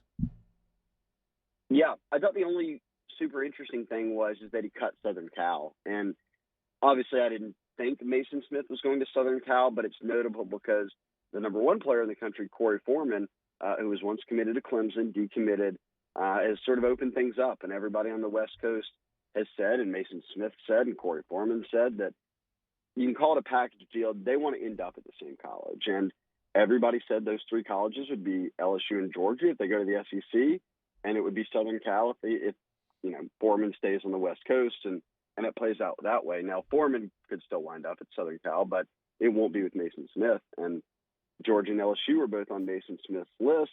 That's kind of the 2 that I think that Foreman's probably down to anyways. People out west aren't thinking that he'll stay and go to the Trojans, and I think Mason Smith sort of let that cat out of the bag in a way with his final 5. So I'm predicting now this means that Mason Smith is obviously going to stay in the Southeast, and Corey Foreman will probably head to the Southeast, and it's LSU, Georgia, and that's the 2 teams battling for him, and it'll be interesting to see how it plays out because both of them are absolutely all over both guys. I do still feel, though, pretty strongly that Mason Smith winds up in Baton Rouge, and honestly, I'm not too far behind on Corey Foreman. Do you believe that they are indeed a package deal? Because we do hear these kind of things a lot, and then they kind of go sideways on signing days a lot of time. Yeah, no, I don't think package deals are a real thing. I think that what could be real that they wind up at the same school, but I almost think that a package deal would infer that one guy can't make a decision on his own. Like that if one guy is going to make this decision, the other guy's just going to go with him. And that doesn't happen a ton when the rubber meets the road and when mom and dad start to really get involved over what your future college choice will be. I think ultimately those things you sort of all things become even after you spread it out and those kids do what they want to do. So package deal, no. I do think they'd wind up at the same college, though. Talking to Shea Dixon, at Shea Dixon on Twitter, go247.com. They do incredible work. It's not just in recruiting, but also breaking down the season as it is going on. Shea, any insight into the status of the LSU-Florida game this weekend? Man, well, I saw the most notable thing I saw yesterday was Thomas Goldkamp at our 24/7 site was one of the people who confirmed that, and man, I wish I knew her name, but a girl from the student newspaper at the Alligator had reported that it was 19 guys who tested positive on Tuesday morning. And then she kind of said, hey, look, people in administration are saying it's much less. And then she doubled down on it and said, look, I'm sticking with my 19. And then other people, publications, the AP, and I mentioned 24/7 and others came out and said, look, she's right. This is where they stand. So they'll come through on Wednesday morning today, obviously, and test those guys again. And I think what you have to get, back-to-back negatives to be a false positive. Mm-hmm. So I bet that's a lot of what this waiting game will be, is getting the group through who probably did test positive through a couple more tests to see if you can't knock a couple of guys off that list. But if you're talking about 19 positives, and as they described it, like on the team, not like in ops, which really, is different, but sort of all the same. And then you get into the whole contact tracing, and guys could be quarantined that don't have it or aren't, positive at the time. If these numbers are correct, I don't see how Florida's playing this weekend. And I'm not as familiar as, I know our scholarship numbers, LSU's. I don't know theirs, but LSU's at like 60-something scholarships. If they had 20 dudes that were out, you ain't playing. You ain't rolling out there with 30 guys. So if they're at their full 85 and let's say they have 15, 20 out, they're sitting in the 60s, which is about where LSU is right now. Depending on who those guys are, though, you start to feel like, I don't know about this. And they've got one shared open date, December 12th. I'm rooting for them to play. I want to see more and more football, but I guess I'm a little bit cautiously optimistic on that, given the numbers that came out of Gainesville yesterday and how quickly the Florida said on their own, we have 5, and someone else says, sounds like you have about 4 times that many. Yeah, it was Peyton Titus writing for the alligator.org there, student newspaper over there at Florida. Shea Dixon is our authority on recruiting. Make him yours at go247.com. You can also follow him on Twitter at Shea Dixon. As T-Bob said, it is the best in recruiting, but it's more than that. If you want information on LSU and to keep up with the game week, get over to Go247 and get your subscription today. Thank you, Shea. We'll check in again soon. Hey, thanks so much for always having me on, guys. You see it, man. Thanks, Shea. All right, we'll be back with Would You Rather Wednesday. Off the Bench with Jordy Culotta and T-Bob Hebert. ESPN Baton Rouge, New Orleans, Alexandria. Brought to you daily here by Go Roof. Remember, online at GEAUXroof.com. Get in touch with the boys this morning if you are looking for that free professional estimate, whether it's residential or commercial roofing. In fact, they can handle the repairs as well. If you had some storm damage from last week, a lot of trees down, a lot of sticks down. Some came down on the roof, punctured the roof, caused a scenario where you need a repair. Remember, Go Roof is the number, 927-8300 or online at GEAUXroof.com. Yeah, you ever have that bad feeling where you look up at your ceiling and it's like a stain? You're like, oh, crap, what's this about? Well, a lot of times you may hesitate to try to call someone because you don't want to pay, you don't want to pay just to hear what's wrong. Well, at Go Roof, they understand that. That's why you can get a free professional estimate. So if you have that, call them up. Free professional estimate, 927-8300. Jordy, what do you get? Beautiful new roof every single time. Roofs. In times of need, get a full list of phone numbers, websites, and other important emergency information on the Demco Stormwatch page at 1045ESPN.com. At All-Star Toyota, you get it all. If you're in the market for an all-new Toyota vehicle, come see our friendly and knowledgeable sales team at All-Star Toyota. Located in Baton Rouge at the corner of Airline and Goodwood, we've been serving our community since 2005 by offering a large selection of new Toyota cars, trucks, and SUVs. Get behind the wheel of your dream car and take a test drive at All-Star Toyota today. Are you a licensed contractor? There's lots of good contractors in Louisiana doing work the right way, but unfortunately, too many unlicensed contractors are working outside the licensing requirements. Working as a contractor in Louisiana requires a license for the company doing the work. The Louisiana State Licensing Board for Contractors wants to help you get licensed to allow you to conduct work legally. It's not difficult to get the license. We can help you. Go to lacontractor.org for more information. Licensed contractors, it's the law. To all of our heroes working on the front lines of this COVID-19 pandemic, your bravery and selflessness represent the very best of us, and we want to say thank you. I'm asking everyone around the state to join me in celebrating the heroism of our healthcare professionals on the 19th of every month at 1900 hours, that's 7 p.m. Write a note of appreciation, make plans to donate to charitable organizations, or say a prayer. To learn more, visit 19thanks.org. Thank you, and God bless.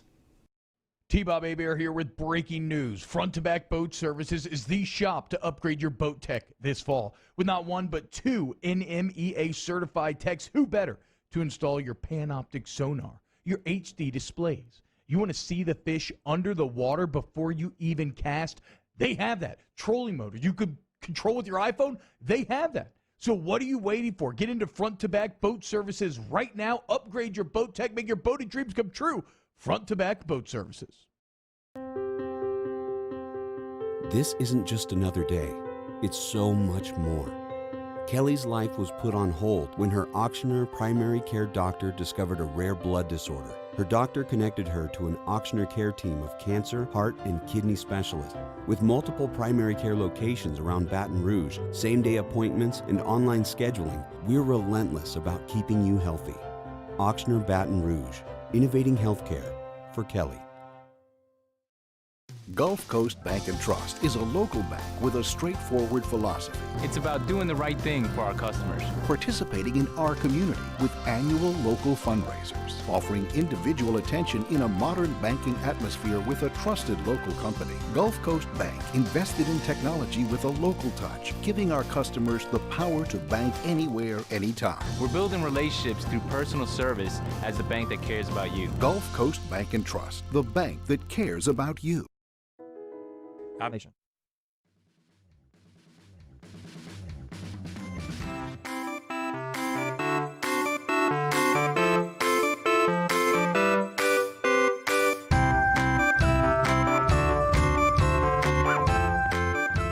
All-Star Toyota presents Off the Bench with Jordy Collada and T-Bob Hebert. ESPN Baton Rouge, New Orleans, Alexandria.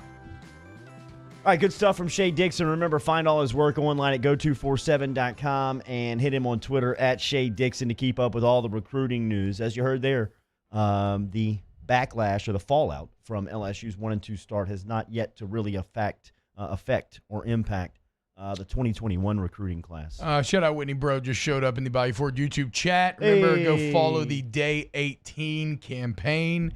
Ladies out there, the 18th of every month, put it in your calendar, put a reminder, self-examination for breast cancer, check for lumps, keeps you safe. It's worth it. It's super easy. Follow the Day 18 campaign. Yeah, I don't know, and Shay knows way more than I do. I just don't know if, and I agree with Shay a lot. I disagree in that things are so historically bad right now that if this were to hold, I think you would have a ton of trouble recruiting these guys. I mean, it's already hard enough to take 5 stars from Kirby Smart in Georgia. He's got more 5 stars since he entered the SEC than any other program. And so obviously they know how to sell a very attractive package. They also have a defense that is kicking ass. And yes, guys want playing time. So if you can say, look, you're going to come in here and you're going to start immediately, that's an advantage to a point. But nobody wants to come in and play for a record-setting bad defense. So LSU has to stabilize. The main thing is it's not about wins and losses, although, again, a 5-5 record versus like 9-1 or 10-0 is going to be really tough to overcome. But more so than wins and losses, they have to sell the public and therefore the recruits and their families and all these people. They have to sell them that Bo Pelini is the man for the job. Yeah. Or that if he isn't, that they will solve it in one way or another. And right now, through 3 weeks, it's a terribly hard sell. That is the difficulty, in my opinion, of recruiting. Will be Pelini himself, the individual. I don't think the action on the field, I think you can recruit over that. But if Pelini is still in place, you will have to sell to the recruit on why he's the guy after what they've seen. And that's why Pelini, I mean, on just for everything else, right, on even beyond just wins and losses in this season, that's why they have to get it right. Because you're not just putting the season at risk, but you're putting program-wide momentum at risk by being historically bad. Again, even if you had just been bad, you would be fine. If you'd been below average, you'd be fine. If you'd be average, you'd be great right now. Yeah. It's the historical badness, the inexplicable badness that starts to make you a bit concerned about that program-wide momentum, because you were humming coming into the season. Remember that chart right before the season where they looked at the top 10 uncommitted prospects in the nation, and what, I think 5 of them projected at LSU? Even if you get 60% of that, that's a massive haul. One that makes you a consensus top 5 class, hands down. Your number 1 class in 2 years. You had all the momentum, the great offseason. You're all over the television 24/7. One thing about America is America loves a comeback. They also love watching somebody fall flat on their face. So the complete opposite is taking place now, where people are enjoying getting their shots in at LSU and enjoying positing these conversations about, is O a one-hit wonder and all these other things. These are the type of insecurities that they're going to have to address straight on LSU is, and you just have to play better. And ultimately, your path to fighting them and fighting those conversations lies on the field. And so you got to get it fixed. However that has to happen. I don't care. You must get it fixed. There's too much at stake. You worked too hard. You had too perfect of a year last year to piss it all away here immediately following a national championship. Donaldsonville Glass and Body brings you OTB. Remember, online, dgbauto.com. Been around since the mid-'70s and can help you out with collision repair, auto repair. If you need tires and you want to shop an oil change today, Donaldsonville Glass and Body can help you. Online, dgbauto.com, 415 Division Street. Great people over there. Kenny Frederick Jr., Nick Frederick, and the entire team. dgbauto.com. Would You Rather Wednesday every week. Here's the latest edition. Here they come, yo. Here they come. Here they come. This or that. This or that. This or that. This or that. This or that. This or that. This or that. This. Okay, which would you rather be? Now, what superpower would you rather have? The question is, would you rather date the blind or the deaf? Would you rather drown or be burned alive? Would you rather be overpaid or underrated? Rather you just said thank you and went on your way. All right, it looks like this may be listener only Would You Rather this week. We got Dangerous. so many. It is dangerous. Sometimes they go terribly awry. But let's just dive right in. Would you rather live on the beach or in a cabin on the woods? Beach.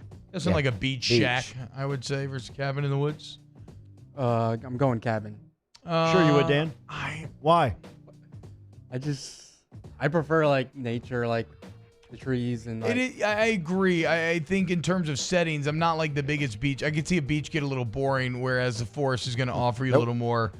Also, though, anybody see that mountain lion tracking that runner yesterday? You want to wake up in the woods? That's Go the ahead. other part, right? Like, Go ahead. That's your reality. Go ahead. Human beings in the woods kind of have a eternal. They're at odds with one another. Like, it's always been one of the great fears, right? That's where the wolves come from. That's like it just represents a lot of bad. Like when you're settling land, what's one of the first things you do? You chop down all the trees. You clear it all out. You say, So get I that can crap see. the hell out of here. Yeah. So I'm with you, Danny. I'm a cabin guy, but a life on the beach is hanging out probably too much. It's easy to play the game on radio until a mountain lion starts tracking you on a jog. That guy handled it well, though. He did. I mean, He he's absolutely cracking did. jokes. I mean, when in that the face of death. thing reared back and kind of came at you a couple of times, I mean, it's fast. I'd have soiled myself. It almost floats in how it moves. Also, though, if you watch that full 6-minute video on the mountain lion, you can see at 20 seconds the cubs that he accidentally rolled up on. So he was not being hunted. That was a mama bear saying, back off. Back off. I wonder if he was being hunted if she would have just, like, finished the attack. Either way, craziness.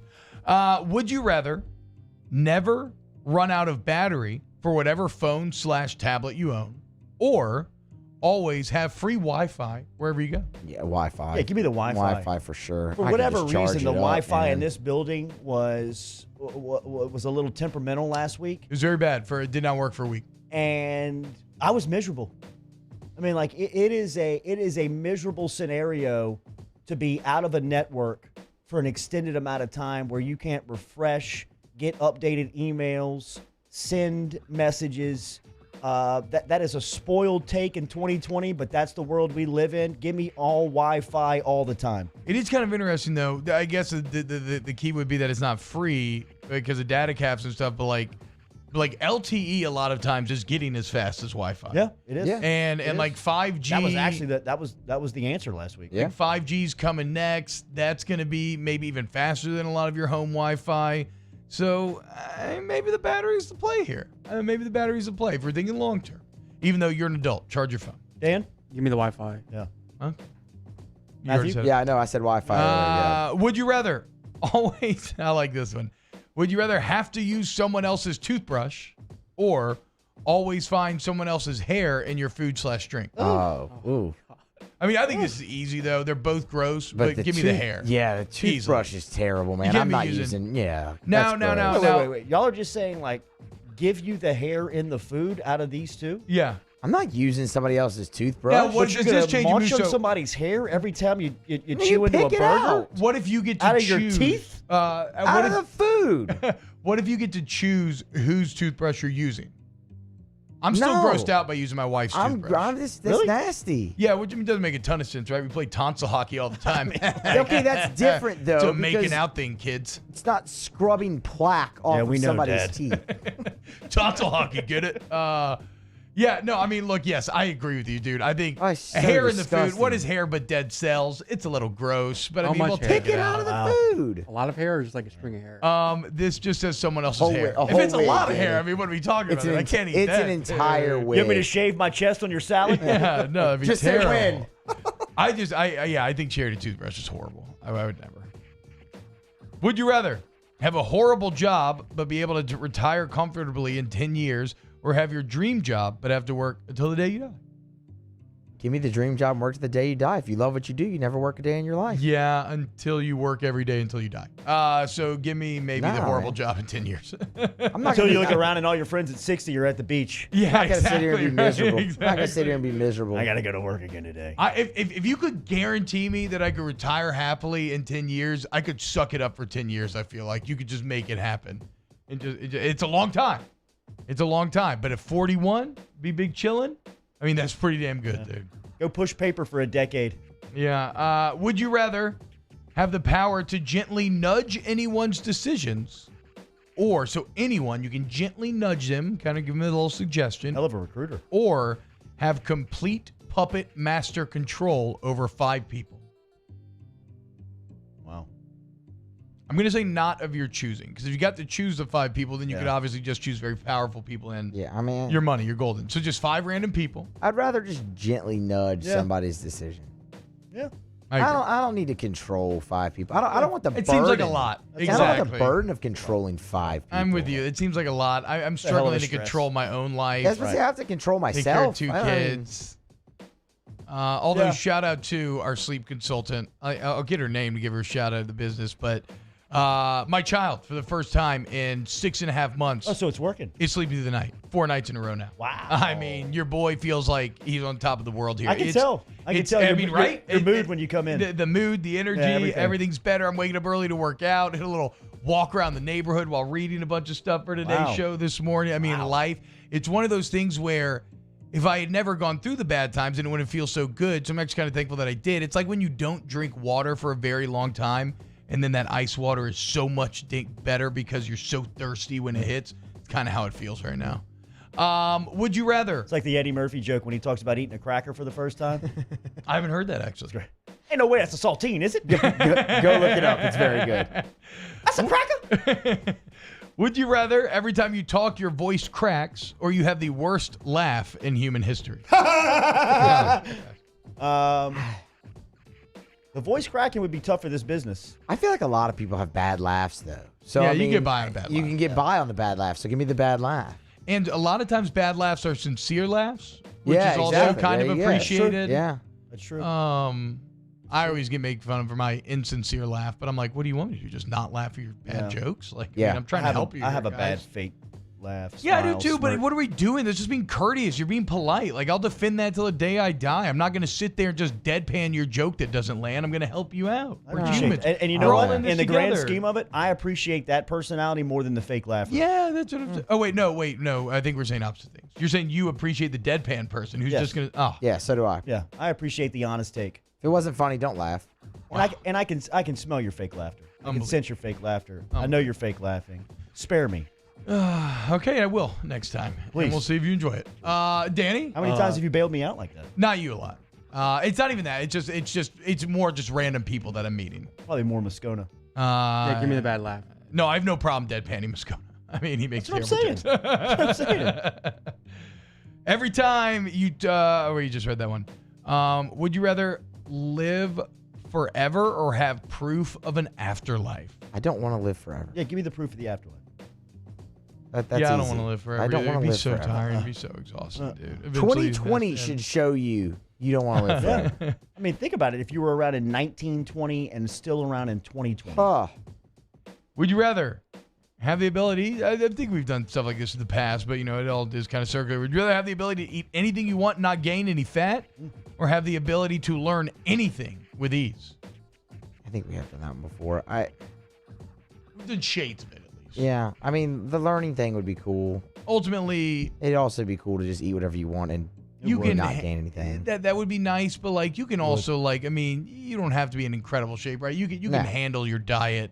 If you could just learn anything, That's the play. like just easily by perusing a couple of books. I mean, obviously that's the play. I read on Twitter yesterday where Catholic High School's starting center, got a 36 on his ACT. That's pretty good. Wow. That's pretty good. He's a junior in Yeah. high school. How does that Not bad. translate Smart to that SAT? is. How does that translate to He's SAT going places. scores? I Do y'all know? That's Is smart that at perfect? 17. 36 is perfect. Oh Yeah, wow. that's He got Oh a my perfect God. score. Wow. He got a perfect score in the ACT. I wish I could find his name. Is 'cause he I'd the give him next credit. Liam Shanahan? Send that guy to Harvard, let him go be all Ivy, and then he could come back down here to LSU afterwards. I'm into it. Can he block? Liam can.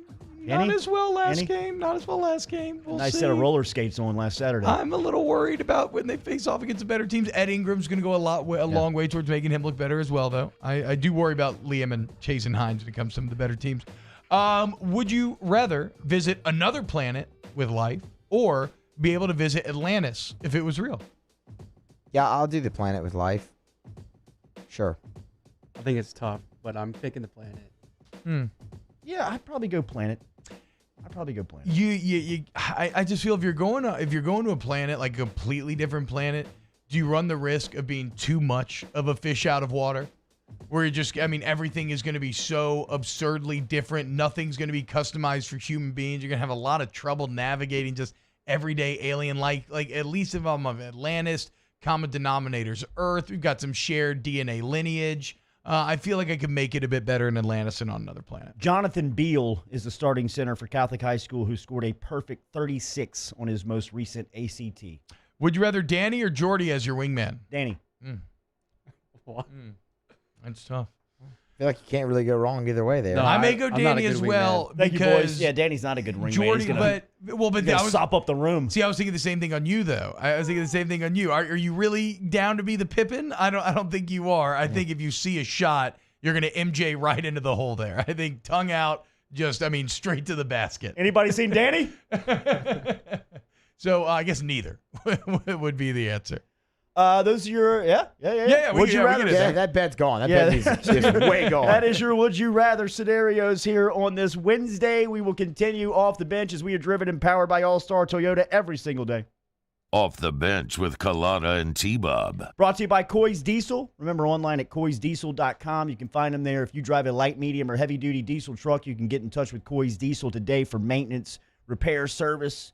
Online, coysdiesel.com. If you need 24-hour roadside assistance, Coy can get to you today. Just log online at coysdiesel.com. Coysdiesel.com, coysdiesel.com. You want to shop by part, you need finance, you want all the top diesel brands. Maybe nothing's wrong, right? You just want to take your diesel vehicle to the next level. Exhaust, sweet brake kits, sweet NOS kits. Yeah, man. Fast and the Furious style. It's all right there at Coy's Diesel. But, probably the best thing is the 24/7 emergency roadside assistance. So it doesn't matter what day it is. It's right there, right? 24/7. Doesn't matter where, when you break down, Coy's Diesel is there for you to get you back on the road as quickly as possible. So why would you take your diesel vehicle anywhere else but the place that has diesel in the name? Go to coysdiesel.com.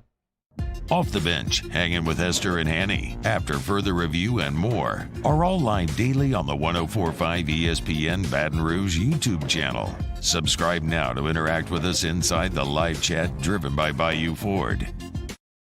Do you know someone who sets a good example for all of us to follow? Someone who shows leadership, selflessness, and service to their community without being asked? We think that's the definition of a good citizen, and so does Citizens Bank and Trust. If you know someone who exhibits all of these qualifications, nominate them for a Good Citizen Award, and they could receive $500 from Citizens Bank. And we'll recognize them here on the show. Get the details at citizensbankandtrust.com, and then nominate your good citizen. Do you know the proper way to prevent the spread of COVID-19 in your office? We do. We're Jani-King, a leader in the cleaning industry for over 30 years, and we've developed comprehensive programs to address proper cleaning and disinfection. We have experience in applying disinfecting programs in hospitals, office buildings, schools, and other venues. Now we're ready to help and able to assist customers that need disinfecting services.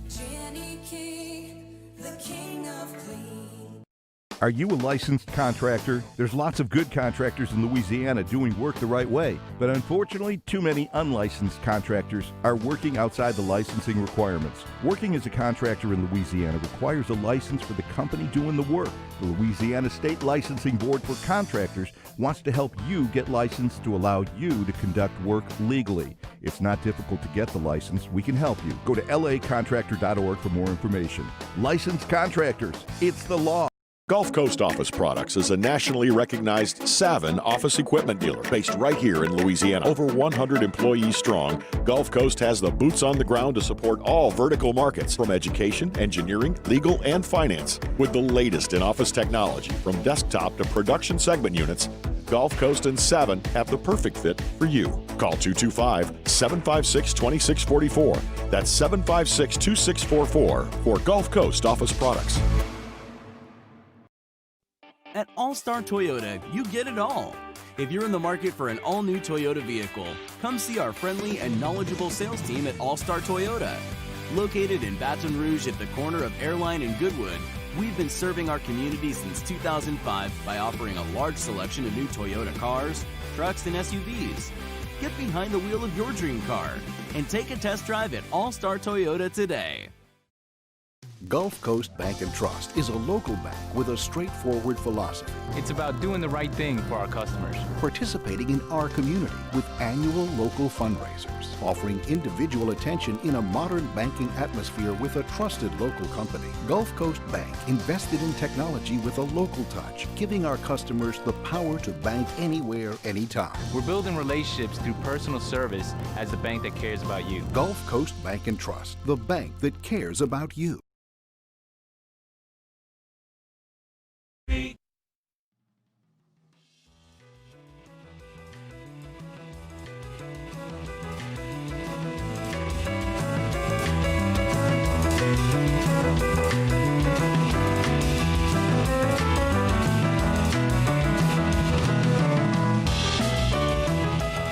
All-Star Toyota presents Off the Bench with Jordy Collada and T-Bob Hebert. ESPN Baton Rouge, New Orleans, Alexandria. All right, went long in the Would You Rather section of today's show, OTB. Remember OTB, OT coming up here. Yeah. As T-Bob revived off of 4 straight days of his infant sleeping. Just incredible, isn't through it? the night. What a solid 6 will do for you. Just feel like a 10 the next morning. Got a little bounce to him. Got the laugh back. It's not even the fake laugh. No, I'm genuinely happy again. And my wife is too. And the whole happy wife, happy life thing, absolutely true. Also, that Eddie Murphy cracker skit, hilarious. We watched it in the break there. Eddie Murphy, like all the great comedians, is really funny while also delving into some deep core truths of your lives. Well, isn't that the best comedy? Yeah, exactly. The true comedy? Yes. All right, Will Wade was speaking with the media yesterday. Somebody over here at Guarantee Media cut up the sound bites into 82 seconds. So they're loud. They're the long sound bites here. Here's Willie talking about the new defense on the horizon for Boot Up. Part of having a good defense is having some defensive-minded guys. Obviously, Charles Manning is somebody who's coming back, who's defensive-minded, but wait till you see Imwani Wilkinson and Jalen Cook defend. I mean, those are two very, very good. I don't want to call them elite defenders yet, but Jalen Cook, maybe the best on-ball defender I've seen since we had Briante Weber at VCU, who's the second all-time leading NCAA steals leader. Cook is as good as I've seen at hounding the ball and guarding the ball. And Imwani, you watch a full practice, hour and a half practice, he may make 2 or 3 mistakes the entire practice defensively. I'm talking about with his closeouts and where, I mean, it's uncanny how sharp he is defensively. One more from Wade. Here he is talking about the depth that this team features. Yeah, I mean, I think part of it is you've got to, the way we're going to play, and we're playing a lot harder defensively, which is another big part of the equation is you got to play hard. But I think part of that is, yeah, we got other guys that can come in, and then if you're not doing your job and you miss too many assignments in a row, we chart missed assignments every day in practice, and if you're missing too many assignments or not doing what you're supposed to do defensively, then then we've got somebody else that can come in and replace you and do just as good a job. And we probably haven't had that. We definitely haven't had that. Last year, we really didn't even have it 2 years ago. We played 8 guys. I mean, if we played today, as we sit here and talk today, I got 9 guys I feel like we can put in an SEC game today, and I'd be pretty comfortable with them. Damn. Strong Talk about a good mood and smiling a lot more. My man Willie is feeling good about this year's team. Here's one more from Willie yesterday talking about the chemistry. This is the best. This is the closest knit team we've had. We've got a lot of just good people, and they enjoy being around each other. They enjoy working. It's a blue collar group, which is more my type crew. You know, these guys are in here working all day and spending time watching film, and they're worried about, how they look, how they play. They worry about what's going on, and they want to get things corrected. And so I like the way our team is, and we've got some depth. So it's going to be about, quality, not necessarily quantity. When you're in there, you've got to give us quality minutes. You got to take quality shots. You got to not have missed assignments defensively. And, it's not necessarily going to be about the quantity of everything, but the quality. And we've got some good pieces. Last one, here it is on the schedule. Basically what it's going to look like is we'll go to a bubble to start the season, probably in Lincoln, Nebraska. Not probably. We're going to go to Lincoln, Nebraska. We just don't know the teams we're playing yet. We'll play 3 games there. We'll come back. We're going to play Louisiana Tech at home. I think that contract's already signed, so I can say that. Then we're going to go to Atlanta and play a couple games. We've already got the one contracted with South Florida. We're supposed to have a contract today for another game on that Monday, so we'll play on a Saturday and Monday in Atlanta with the same event. So while we're there, we can stay in the Omni, which is connected to State Farm. We can kind of create a bubble there. Then we'll come back and we'll play a couple of home games before Christmas on December 19th and December 22nd, and that's the schedule. We've got the 22nd game locked in. We're going back and forth on the game on the 19th with a couple schools, and then we've got the SEC Big 12 Challenge. So that's our 9 non-conference plus our 18 conference games is 27. So we have a good handle on it. We just getting the paperwork and all that sort of thing together. A lot of people are asking what the scenario is going to be for this basketball season. I anticipate they play. I think that they play games, and I think that I think that there's a hope to get 50% capacity in those games. It'll be pushed back. I think the start date's right around December 1st, so we will see. But I anticipate that they do play basketball this season, and from Will Wade's standpoint, he wants to roll the ball out because this is his best team that he has had going into his 4th season in Baton Rouge. Whether it's the depth, the high-end talent, guys like Trendon Watford, Javonte Smart, Darius Days coming back, but the addition of guys like Cam Thomas and some of these newcomers. He mentioned Jalen Cook and Imwani Wilkinson in some of those bites. It seems like it is a perfect match of old and young players in college basketball to make a run. So we will see as LSU basketball is set to begin here in a couple of weeks as they get going towards that December 1st start of the college basketball season. We'll be back and close out hour 2 here on Off the Bench. Off the Bench with Kalata and T-Bob. Brought to you daily by All-Star Toyota. Remember, All-Star Toyota of Baton Rouge is located on Goodwood and Airline. They've got fantastic selections of pre-owned and certified vehicles, brand new cars to choose from over at All-Star Toyota. Make your selection today, whether you want to do it face-to-face on the corner of Goodwood and Airline or online at allstartoyotaofbatonrouge.com. All of the inventory, whether it's Tundras, Tacomas, 4Runners, Highlanders, Avalons, Camrys, Corollas, all of those to choose from. Hybrid models, you can lease a vehicle, you can buy a car. Hell, you can rent a vehicle from All-Star Toyota of Baton Rouge. All-Star Toyota of BatonRouge.com. All-Star Toyota of BatonRouge.com. All-Star Toyota of BatonRouge.com. I think I'm about to be a 2 Toyota household by day's end. Heading over, looking at leasing a new Camry. They're really nice, dude. I'm a big guy. And, I fit in them great. If you want 0% APR financing for 72 months on a brand new Camry, go check out All-Star Toyota. The deals go on for days. All-Star Toyota of BatonRouge.com. Our listeners fire off their opinions on the jimsfirearms.net hotline at 499-1045. Keep listening for your next chance to shoot us your thoughts with the jimsfirearms.net hotline on 1045 ESPN Baton Rouge. Hi, this is Chance Inman, President and Chief Operating Officer for Janney King Gulf Coast. Here are some ways to protect yourself and those around you from the coronavirus. Wash your hands often and thoroughly. Cover coughs and sneezes with your elbow. Disinfect high-touch surfaces regularly. Use non-contact methods for greeting others. And avoid touching your face. Following these steps, as well as social distancing, should help all of us stay healthy. Janney King, the king of clean. This is a house call. This is a follow-up appointment. This is a diabetes checkup. This isn't just more convenient care, it's more advanced care. This is innovating healthcare at Louisiana's #1 hospital, Ochsner. ServiceMaster Elite create clean, disinfected work environments. As a local business, we take pride in serving the New Orleans and Baton Rouge areas. Our cleaning protocols follow CDC and OSHA standards for healthcare settings, offices, senior living, restaurants, and industrial plants. Contact ServiceMaster Elite to get your operation ready for reopening with germ disinfection cleaning. ServiceMaster Elite, the trusted choice in professional cleaning since 1996. To all of our heroes working on the front lines of this COVID-19 pandemic, your bravery and selflessness represent the very best of us, and we want to say thank you.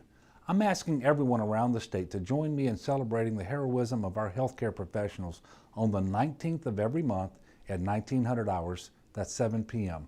Write a note of appreciation, make plans to donate to charitable organizations, or say a prayer. To learn more, visit 19thanks.org. Thank you, and God bless. T-Bob Hebert here with breaking news. Front to Back Boat Services is the shop to upgrade your boat tech this fall. With not 1 but 2 NMEA certified techs, who better to install your Panoptic sonar, your HD displays. You want to see the fish under the water before you even cast? They have that. Trolling motor you could control with your iPhone? They have that. So what are you waiting for? Get into Front to Back Boat Services right now. Upgrade your boat tech. Make your boating dreams come true. Front to Back Boat Services. Gulf Coast Bank and Trust is a local bank with a straightforward philosophy. It's about doing the right thing for our customers. Participating in our community with annual local fundraisers. Offering individual attention in a modern banking atmosphere with a trusted local company. Gulf Coast Bank invested in technology with a local touch, giving our customers the power to bank anywhere, anytime. We're building relationships through personal service as a bank that cares about you. Gulf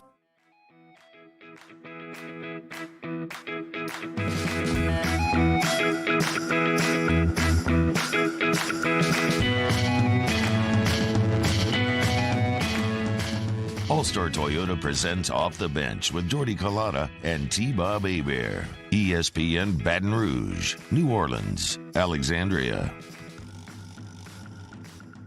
All right, expect an announcement today on the status of LSU-Florida as that game was moved back 30 minutes from 2:30 to 3 o'clock officially on Saturday. I don't know. What is the official explanation behind the 30-minute delay? That can't be because of COVID, right?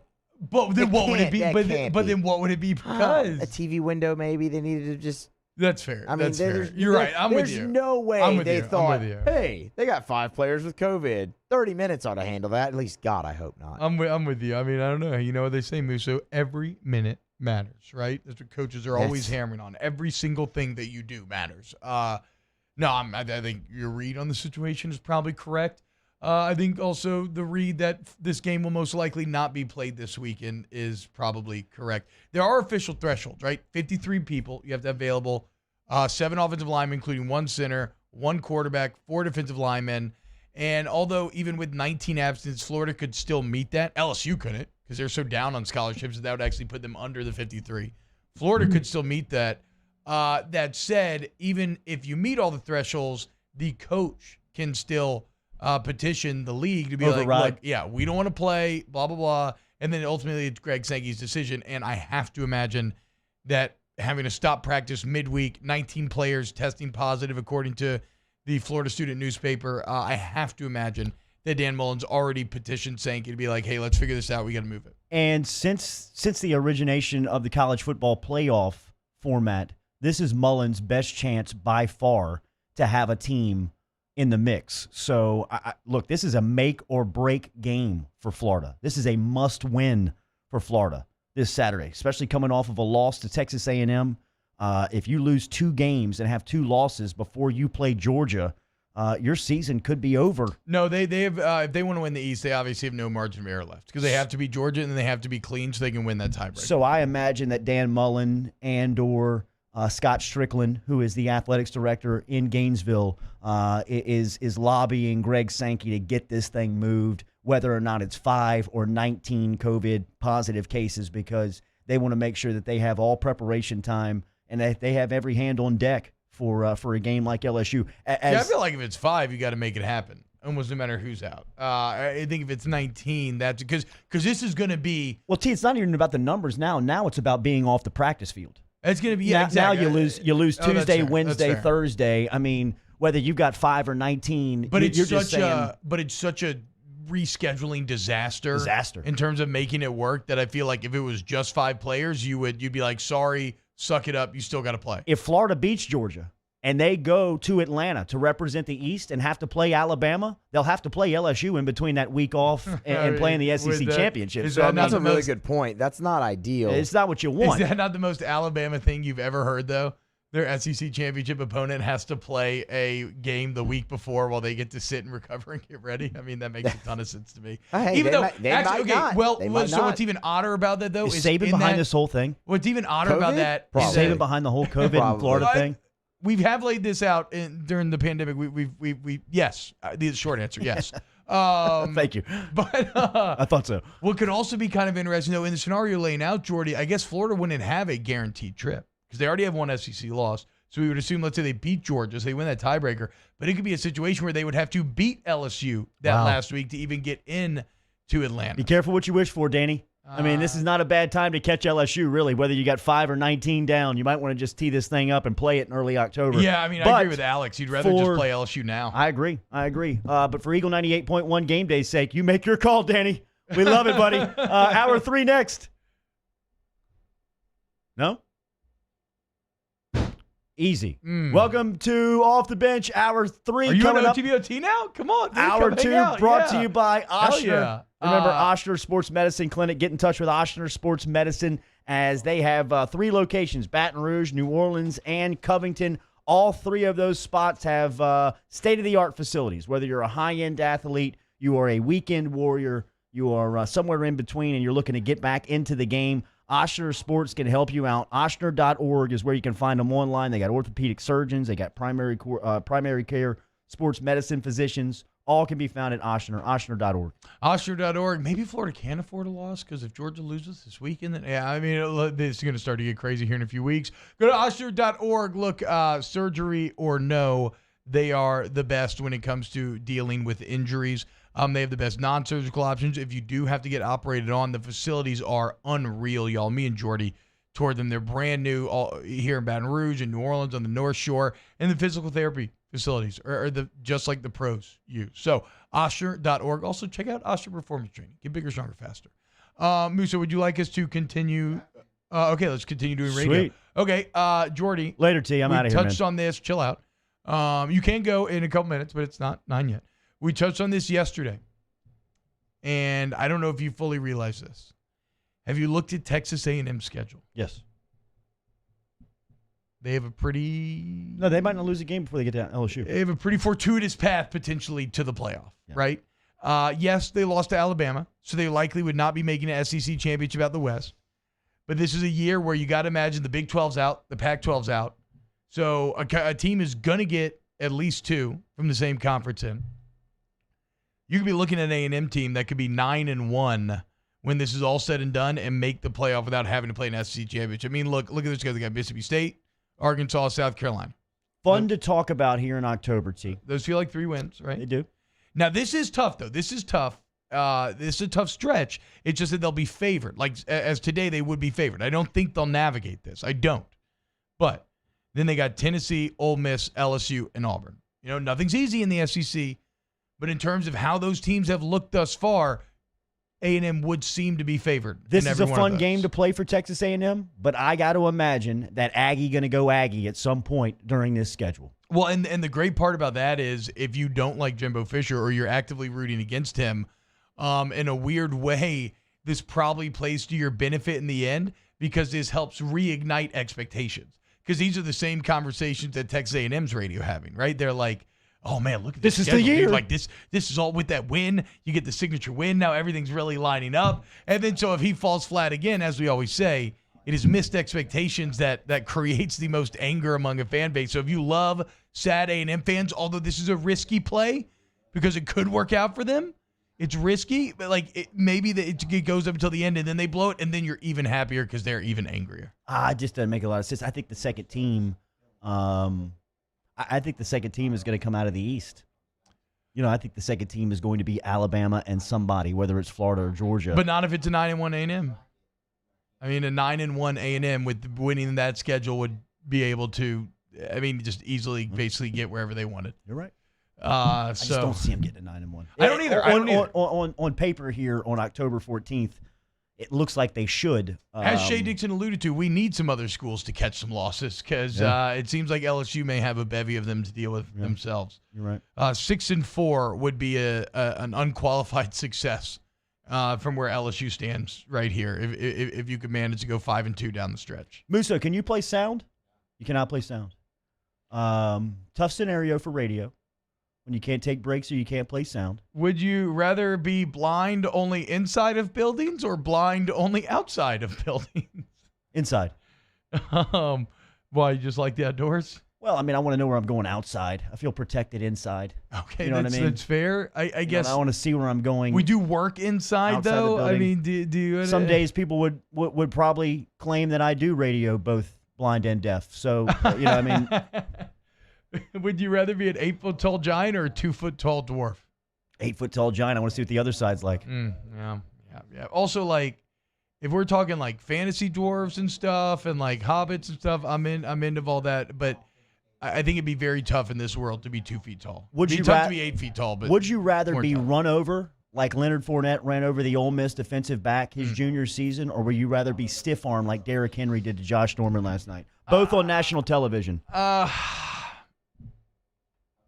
I mean, the stiff arm's never going to die. Like, at least because it's a bit of college football as compared to the NFL, the Leonard Fournette thing. Like, what's the Ole Miss's defender's name? We don't know. No, you don't. You're right. And granted, this just happened, so maybe we'll forget Josh Norman's name, but there's a greater chance that we'll remember that it's Josh Norman, especially if you're a New Orleans Saints fan. You may forget his name, but you'll never forget the image because that's going to be something that you just see forever. I mean, when Derrick Henry ends his career, when like let's say he's a Hall of Famer. I mean, this is the highlights that are going to be playing behind him on loop as Josh Norman last night for Derrick Henry. He became like roadkill, bro. And the internet is even more advanced than it was when Leonard Fournette was in college. Things move so fast that, I mean, the instant memes on Josh Norman, you assume that it'll remain. So we talked a lot about the Saints potentially playing games. We can Oh, break. We can break now? We can break. All right. Hour 3 next. Off the bench with Kalana and T-Bob.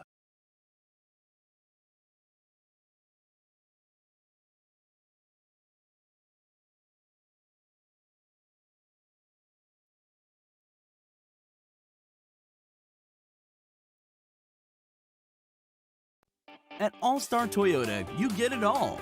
If you're in the market for an all-new Toyota vehicle, come see our friendly and knowledgeable sales team at All-Star Toyota.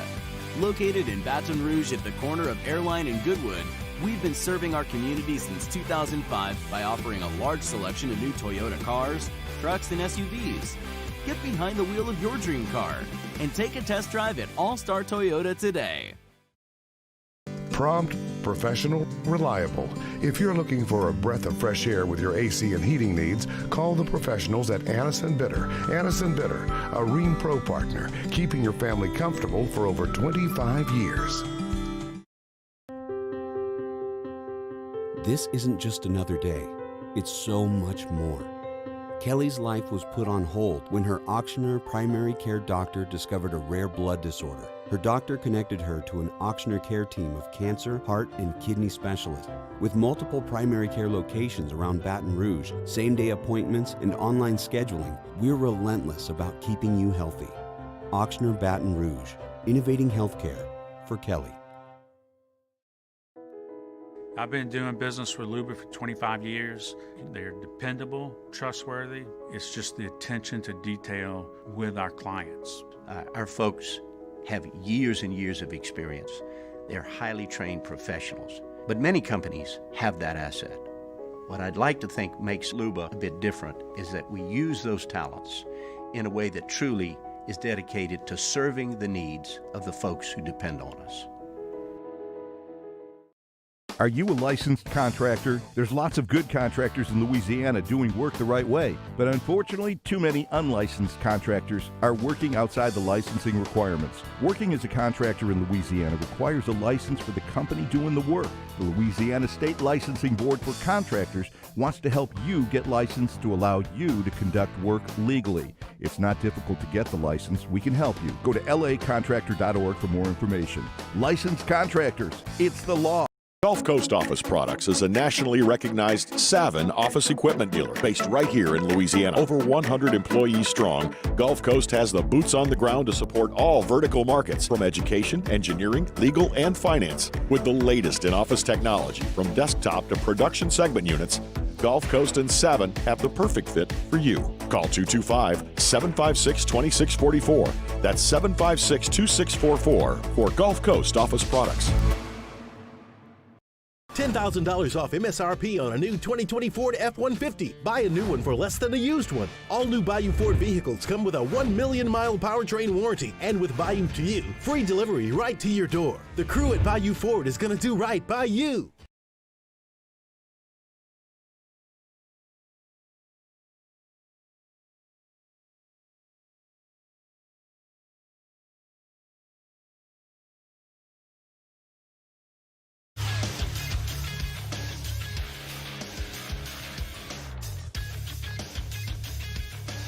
Good morning. It's 9 a.m. on Wednesday, October the 14th. Today in Baton Rouge, expect to see sunny skies with a high of 85. In case you missed hours 1 or 2 of the show, catch that up at the on-demand section at 1045ESPN.com, brought to you by Carriages. Coming up today on OTBOT, ESPN's Andrew Lopez talking Pels coaching search at 9:30. Follow today's show on Twitter or Instagram at OTB_ESPN. Watch live at the 1045 ESPN YouTube channel. Get inside the Bayou Ford chat. Subscribe to the Off the Bench and Off the Bench Overtime channels. Set your notifications. New content posted there daily. OTBOT starts right now.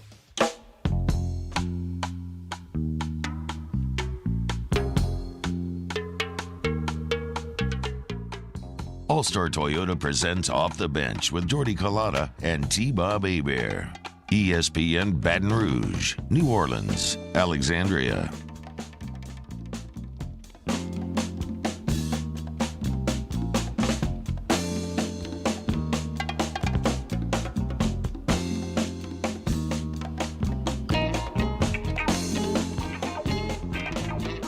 Welcome back.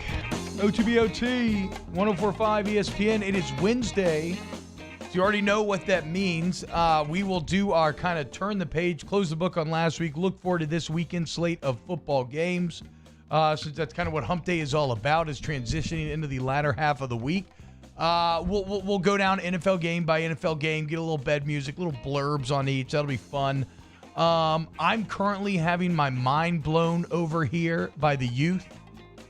So in the OTB group chat right now, there's a lot of talk about, thanks to Sammy Flavors being in there, there's a lot of talk about the breakup of the Call Her Daddy podcast and the new girl coming out with hers, and that extended to Portnoy having a new podcast with some fresh-faced looking teen boy who apparently has like 22 million followers on TikTok, which then I just learned about some girl, Addison Ray, who's from Shreveport, Louisiana, and has 64 million followers on TikTok, 30 million on Instagram.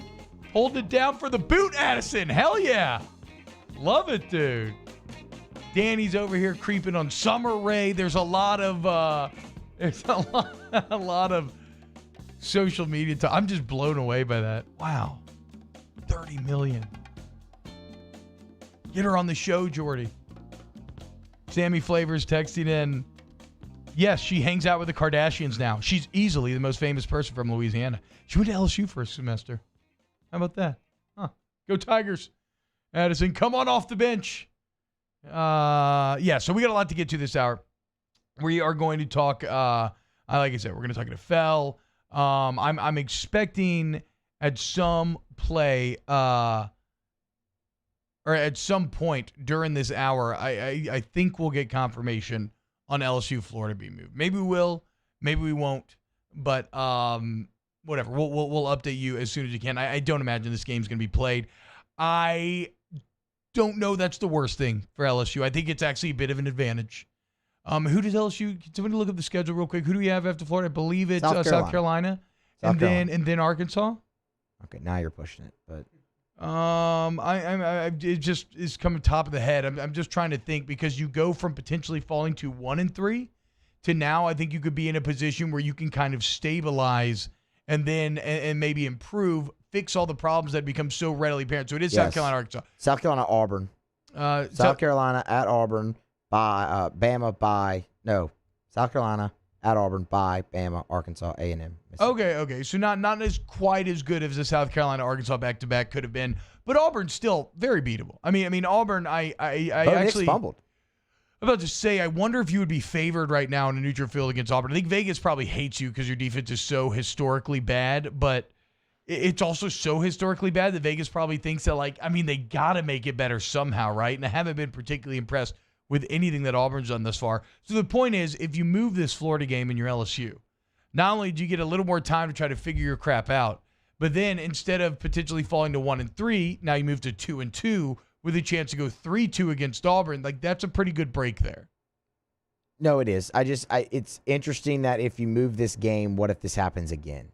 No, exactly. I have no idea. So you have that 1 week. That's why I think the SEC is going to do the SEC, and they're going to do everything they can to make sure it gets played somehow. I don't think it will. If 19 guys are tested positive, I don't think it's going to. I don't think it will, but I don't think that's going to necessarily stop them immediately from trying. I think they're going to go through all the extra testing they can to see if they can get some false negatives back, just because you already have Vanderbilt and Mizzou moved to that December 12th, so you're already in a bind there if it happens with one of them again. Yeah.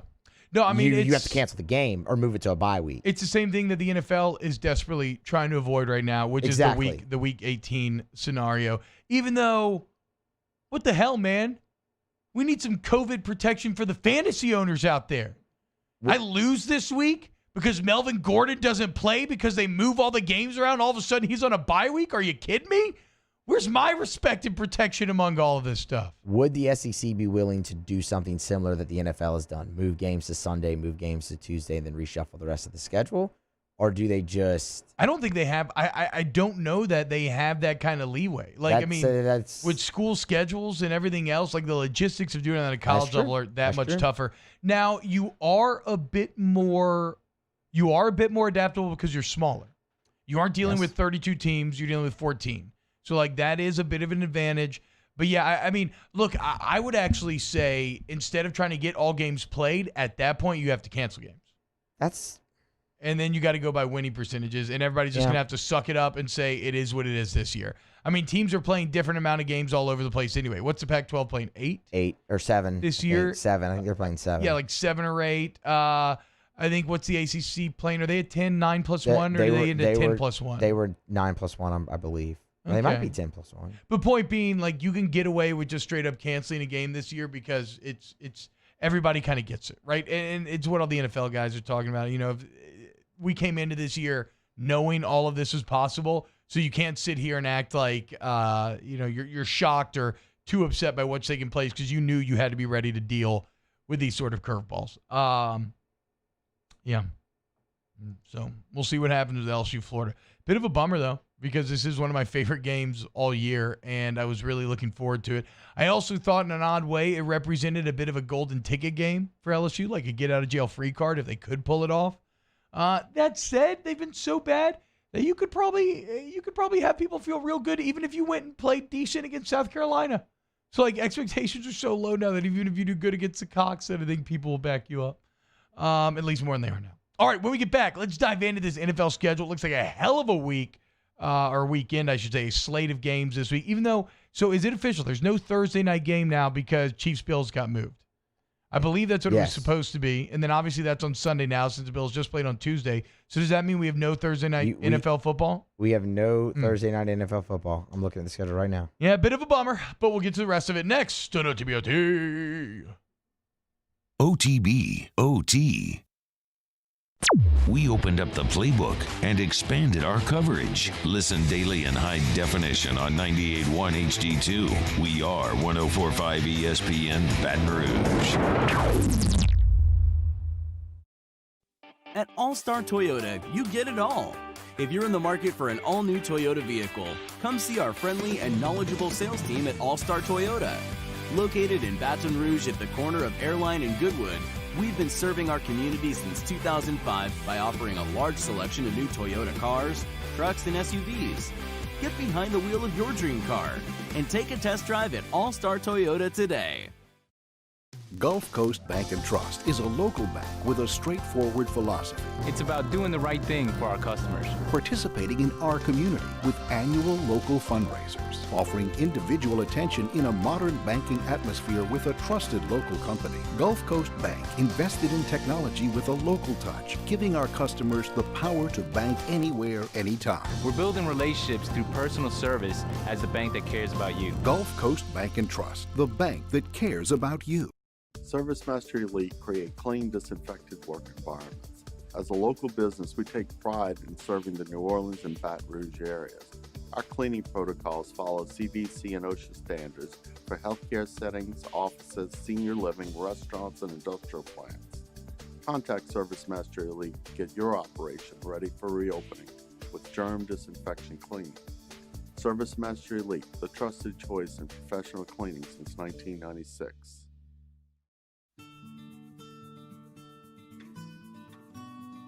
This is a house call.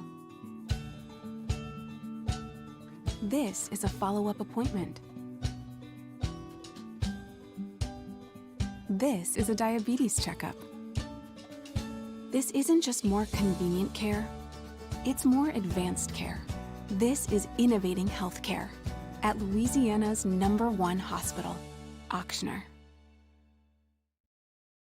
Foundation failure is common in South Louisiana, and that's why homeowners here turn to a local company they can trust, WCK Foundation Repair. WCK is the only company that specializes in drilled piers, the ideal solution for Louisiana's unique soil conditions. WCK is locally owned and operated by a group of professionals with years of experience. Learn more about the signs of foundation failure on WCKFoundationRepair.com. Call for a free estimate.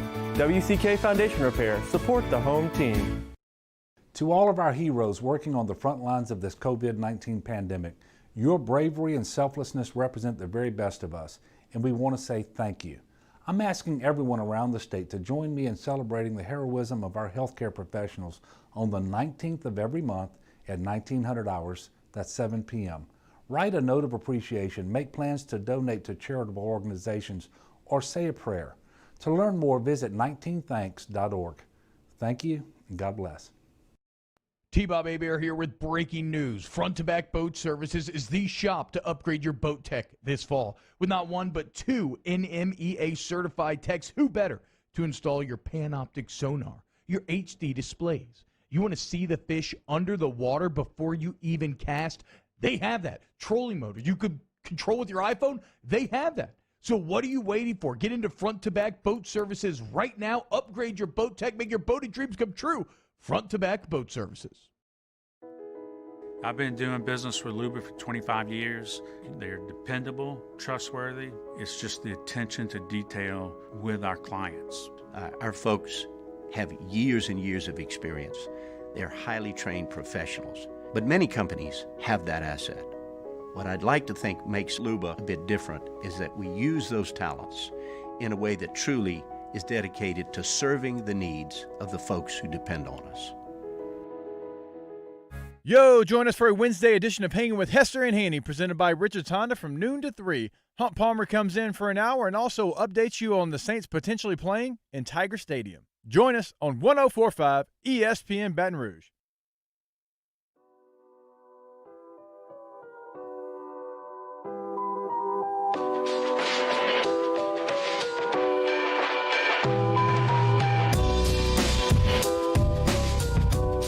OTB, OT, with T-Bob Hebert, ESPN Baton Rouge, New Orleans, Alexandria. Just caught a hammy cramp in the break. Don't let anybody tell you radio's a sedentary business. It is, though. It happened to me sitting down. So that's not good. As Danny said, I probably need to eat a banana or something. Probably hydrate a little bit better. Top 5 bad feeling in the world. You're calf cramping when you're sleeping. It's horrible. Have y'all ever had it happen? Can't say that's ever happened to me while I'm sleeping. It's never happened to you when you're sleeping. Nope. It's one of the worst things. It's happened under my foot. It's miserable. Yeah. And That's then like the worst thing and then if you don't, so first off, you wake up in crazy pain, and if you don't get up and stretch out immediately, it gets super tight. It's terrible. Hate it. Absolutely hate it. Used to hate it so much back in the day.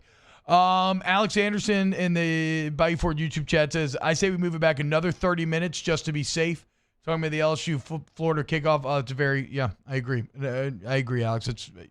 Put him on the staff, Greg Sankey. All right, right now, let's go ahead and dive into this NFL weekend. We do this every Wednesday. We look at this weekend slate of NFL games as we turn the page from one week to the next. And we'll just go down the list here. Scott Dice, T-Bob, foot cramps and calf cramps are miserable. Yeah, they suck. Caitlin Sims says worst pain is cutting your leg shaving. I've never shaved my legs. Your face Caitlin. hurts pretty bad cutting that shaving too. But I can assume that it does. I mean, yeah, it turns out that when you cut yourself with a straight razor, Doesn't feel good. it doesn't heal well. Either. Bleeds a lot, man. Bleeds a lot. And it it's a little small nick, but it bleeds a lot. Yeah, it gives you. I also had I bit my thumbnail too short the other day, and I'm just dealing with that. And it's like, I know people deal with a lot of adversity every day, but I really just want to applaud myself for coming in here, dealing with a short thumbnail, a cramping hammy. I mean, you're welcome. Okay. Playing hurt. Playing hurt, much like the NFL is right now. So let's get into it. Great transition. Texans at Titans. So the Titans, the best team in the AFC South, in the conversation to be the best team in the AFC. The Texans are still a bad team. In my opinion, the Texans got their one interim head coach win out of the way early. As we predicted. Right? I mean, you get that. It's over. It is what it is. And, the Titans are going to kill them. Right? I mean, anything to add here? I mean, y'all don't be clear. Y'all don't have to add anything if you don't want, because there's not much to say. The only thing that's interesting to me is how the Titans respond off the short week. But I mean, they just came back and dominated the Bills after missing practice for like 2 weeks, not being in their facility. They should roll, but shorter week than normal. That's interesting to watch, maybe. Yeah, Texans that's a good point. have no weapons besides Brandon Cooks. Yeah. They have Deshaun Watson. I mean, yeah. For him to throw to. Yeah, throw to. I mean, the receiving core doesn't seem like it'd be terrible on paper with Fuller and pretty bad. And Cooks and Stills, but they're not doing anything. And I mean, look, DeAndre Hopkins. Yeah, the Cardinals are not 3-2 right now without DeAndre Hopkins, and the Texans are not 1-4 if they had DeAndre Hopkins. So Caitlin says worst pain is cutting your leg shaving. Todd Jones says Danny knows that pain. Caitlin Sims, I can confirm Danny is baby smooth. Told you, Danny. Wait, what? Yesterday we talked about this. I'm telling you, you're like a junior high boy back there. That's not Ravens, true at all. Ravens at Eagles. Lamar and the Ravens roll. The Ravens murder bad teams. The Yes. Eagles are a bad team. The Eagles are a bad team. Carson Wentz will make 2 plays. You'll be like, that's unbelievable. And he'll make 2 plays. You'll be like, that's unbelievable. And how bad that was. So, yeah, Ravens are going to roll. Next up on the list, Falcons at Vikings. This is the game to me where it's Yawn. like 2 teams. I know, right? Exactly. But the only interesting, these are 2 teams that I would have thought were really good entering this year. And now here they are, and they're really just going for draft positioning. Do the Falcons benefit from the interim coach thing? Hey, maybe. Who knows? Yeah, maybe. Probably. Who cares? I mean, who cares? Yeah, I know. If Dalvin Cook is healthy, if his groin's back, he's going to be a problem. What's for up, the Danny? Falcons. Is it going to be Dirk Cutter? I've not even looked at who the Falcons interim guy's going to be honest. I will say this for this game. Let this serve as a bit of a warning and a stark reminder to all NFL fans for how quickly the end can come for your favorite NFL team. I mean, look at this Vikings team and the precipitous drop-off they've had. Here is a big one, boys. Close to being the biggest of the weekend. The Cleveland Browns in Pittsburgh against the Steelers. 4-1 for the Browns. 4 wins in a row. 4-0 for the Steelers for the first time since '79. You got Claypool out here scoring 4 touchdowns like a madman. Big Ben seems like he's in good form. Baker Mayfield's figuring out the Cleveland running game's good. Myles Garrett's a beast. AFC North supremacy on the line. Does Myles Garrett try to kill Big Ben with a helmet this year? I don't know. Well, how's the way you say? Also, if you're the Browns, for me, after getting wrecked week 1 by the Ravens, this is a good chance to prove that was the exception, not the rule, and that you can hang with the good teams. Prove it game for Cleveland. Yep. It's here because I think we've all kind of come to the terms that Pittsburgh is most likely for real. Their defense is really scary. If they can shut down the run game, can Baker Mayfield win you a football game? No. You know Ben Roethlisberger can win you a football game. I like the Steelers. Yeah, that's true. I think the Steelers expose Browns.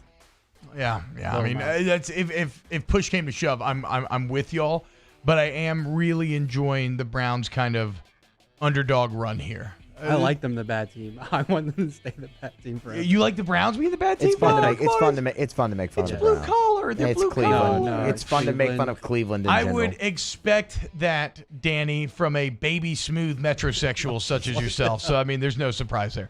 Bengals at Colts. Lizard Man Danny, what you think? I'm just kidding. Bengals at Colts. Joe Burrow against another great defense. So that good luck with that. Colts roll. Yeah, I the Bengals. I don't think the Bengals win. I mean, just hope Joey B has fun and has a good game.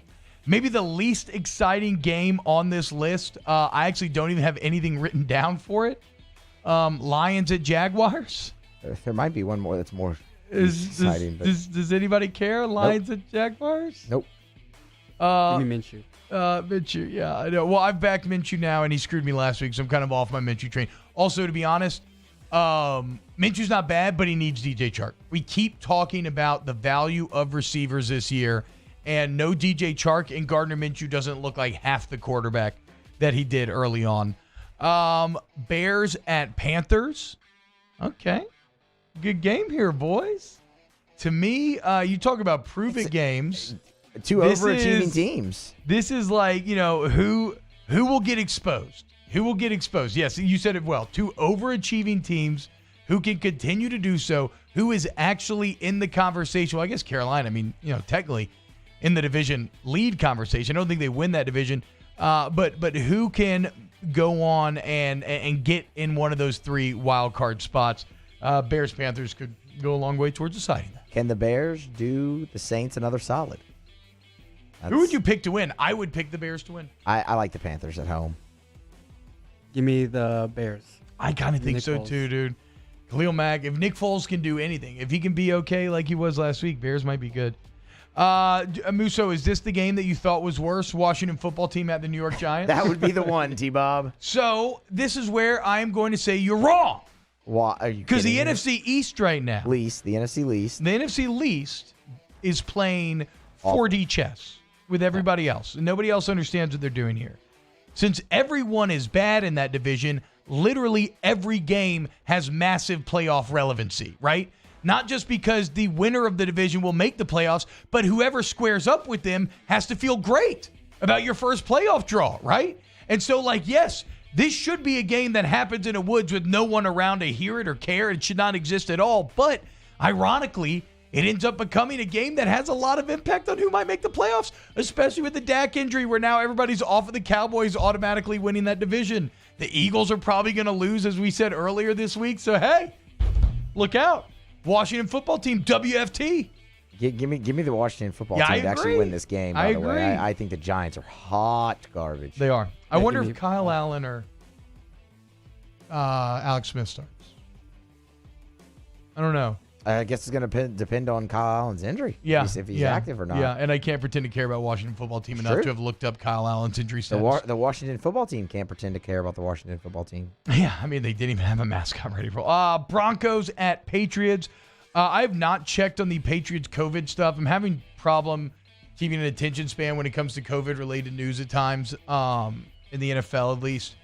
Is Cam Newton back? The only person on the injury report right now for New England is Julian Edelman. He's questionable, so that makes me assume Cam Newton, Stephon Gilmore, all of them back. If they are, Patriots should beat the Broncos. Yeah, the Broncos, speaking of injuries, this is a Broncos team that got ruined by injuries before the season ever started. They lost Von Miller. They lost a few other starters. It's I feel for Denver, but it's actually not the worst thing because I do like their roster in a lot of ways if fully healthy. So, you suck this year, maybe get a good draft pick, and then you're back. What's that?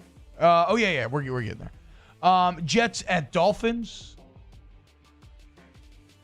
I mean, it's the only thing we're looking for. Will Adam Gase get fired? I mean, no more Levy and Bell even for the Jets. Packers at Bucs. How about this? Yeah. Little A-Rod, Tom Brady action. That's your guy. Can Brady do what Rodgers done? Hey, to be fair, don't do it. I saw a clip of Rodgers on Pat McAfee.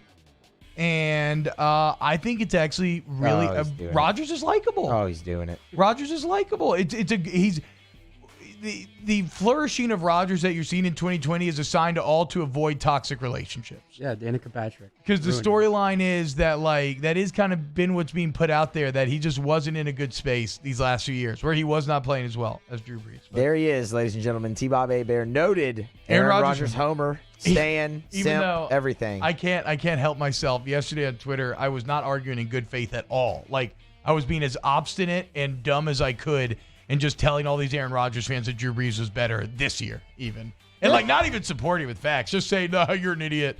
You do all that yapping. Imagine still being wrong. And they keep yelling at me like I'm actually arguing in good faith here. They feed the troll. Yeah, exactly. I'm like, feed me. I'm hungry, boys. Packers over the Bucs, definitely. Give me Aaron Rodgers. Yeah, I would think so. But that could be a statement for Brady and company. Rams at Niners. I think the Rams roll.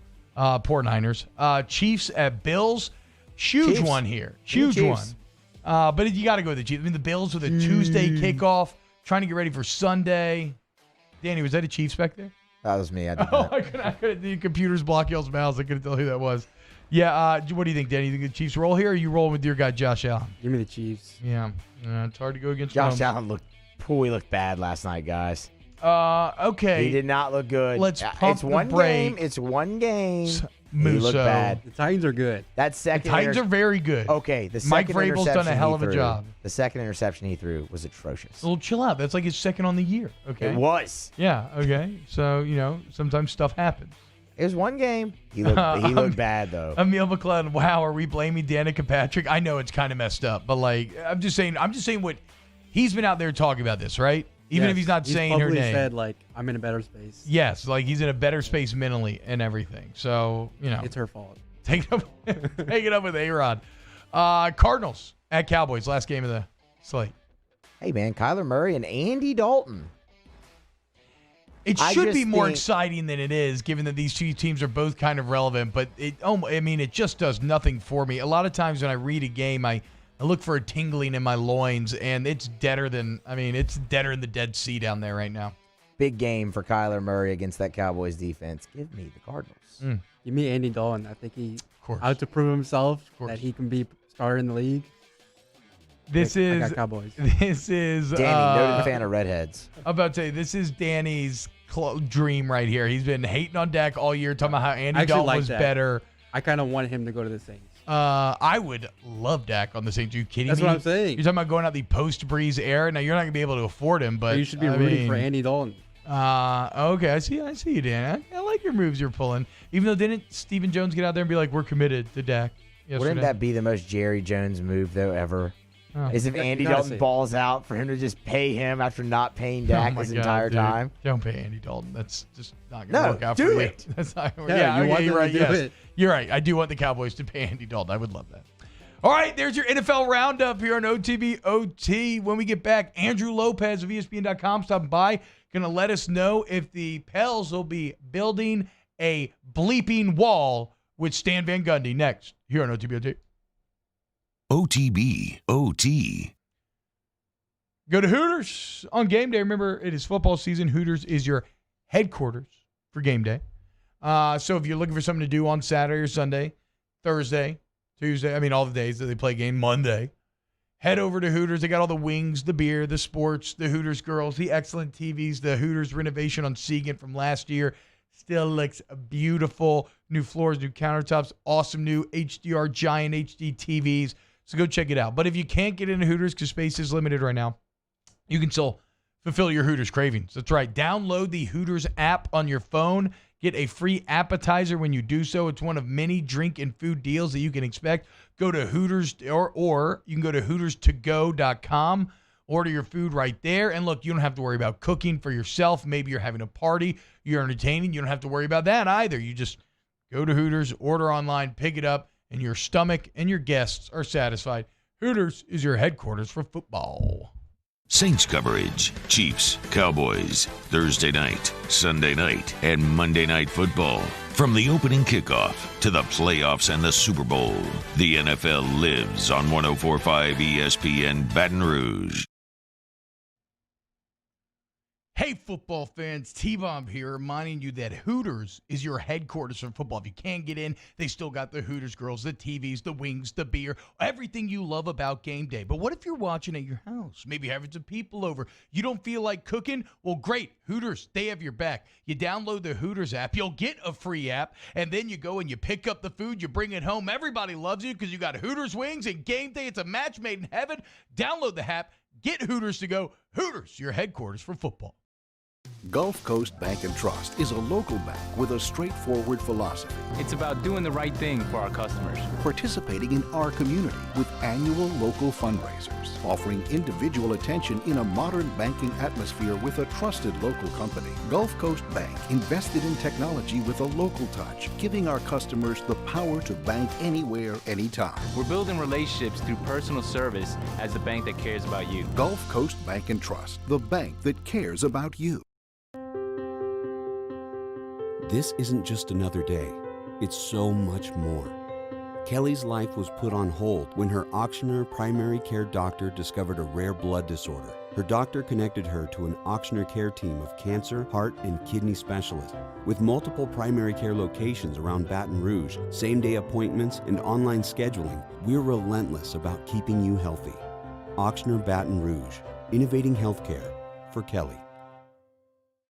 Are you a licensed contractor? There's lots of good contractors in Louisiana doing work the right way, but unfortunately, too many unlicensed contractors are working outside the licensing requirements. Working as a contractor in Louisiana requires a license for the company doing the work. The Louisiana State Licensing Board for Contractors wants to help you get licensed to allow you to conduct work legally. It's not difficult to get the license. We can help you. Go to lacontractor.org for more information.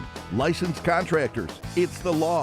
Gulf Coast Office Products is a nationally recognized Savin office equipment dealer based right here in Louisiana. Over 100 employees strong, Gulf Coast has the boots on the ground to support all vertical markets, from education, engineering, legal, and finance. With the latest in office technology, from desktop to production segment units, Gulf Coast and Savin have the perfect fit for you. Call 225-756-2644. That's 756-2644 for Gulf Coast Office Products. At All-Star Toyota, you get it all. If you're in the market for an all-new Toyota vehicle, come see our friendly and knowledgeable sales team at All-Star Toyota. Located in Baton Rouge at the corner of Airline and Goodwood, We've been serving our community since 2005 by offering a large selection of new Toyota cars, trucks, and SUVs. Get behind the wheel of your dream car and take a test drive at All Star Toyota today. Hey, it's Matt Moscona inviting you to join us for Wednesday's Hump Day AFR presented by Pluckers. Russ Mitchell joins us to preview the weekend ahead in the SEC, and we'll have the latest on Florida suspending team activities. Join us 3 to 6, 104.5 ESPN Baton Rouge.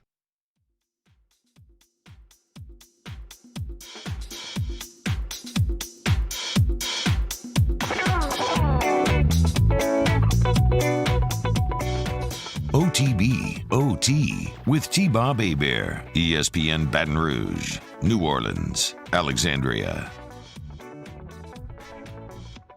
What up, y'all? Welcome back. OTBOT, hanging out with you this morning. Hope you're having a great hump day. I feel like it's been pretty good in here so far. Right now, it is my pleasure to welcome in Andrew Lopez of ESPN.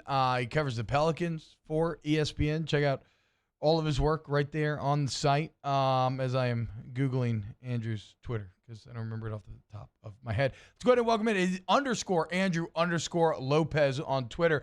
Andrew, what's up, dude? What's going on? Thanks for waking up with us. That's the underscore thing is because I got in the Twitter game late. Yeah, I get it. That Moscona always makes fun of me for it.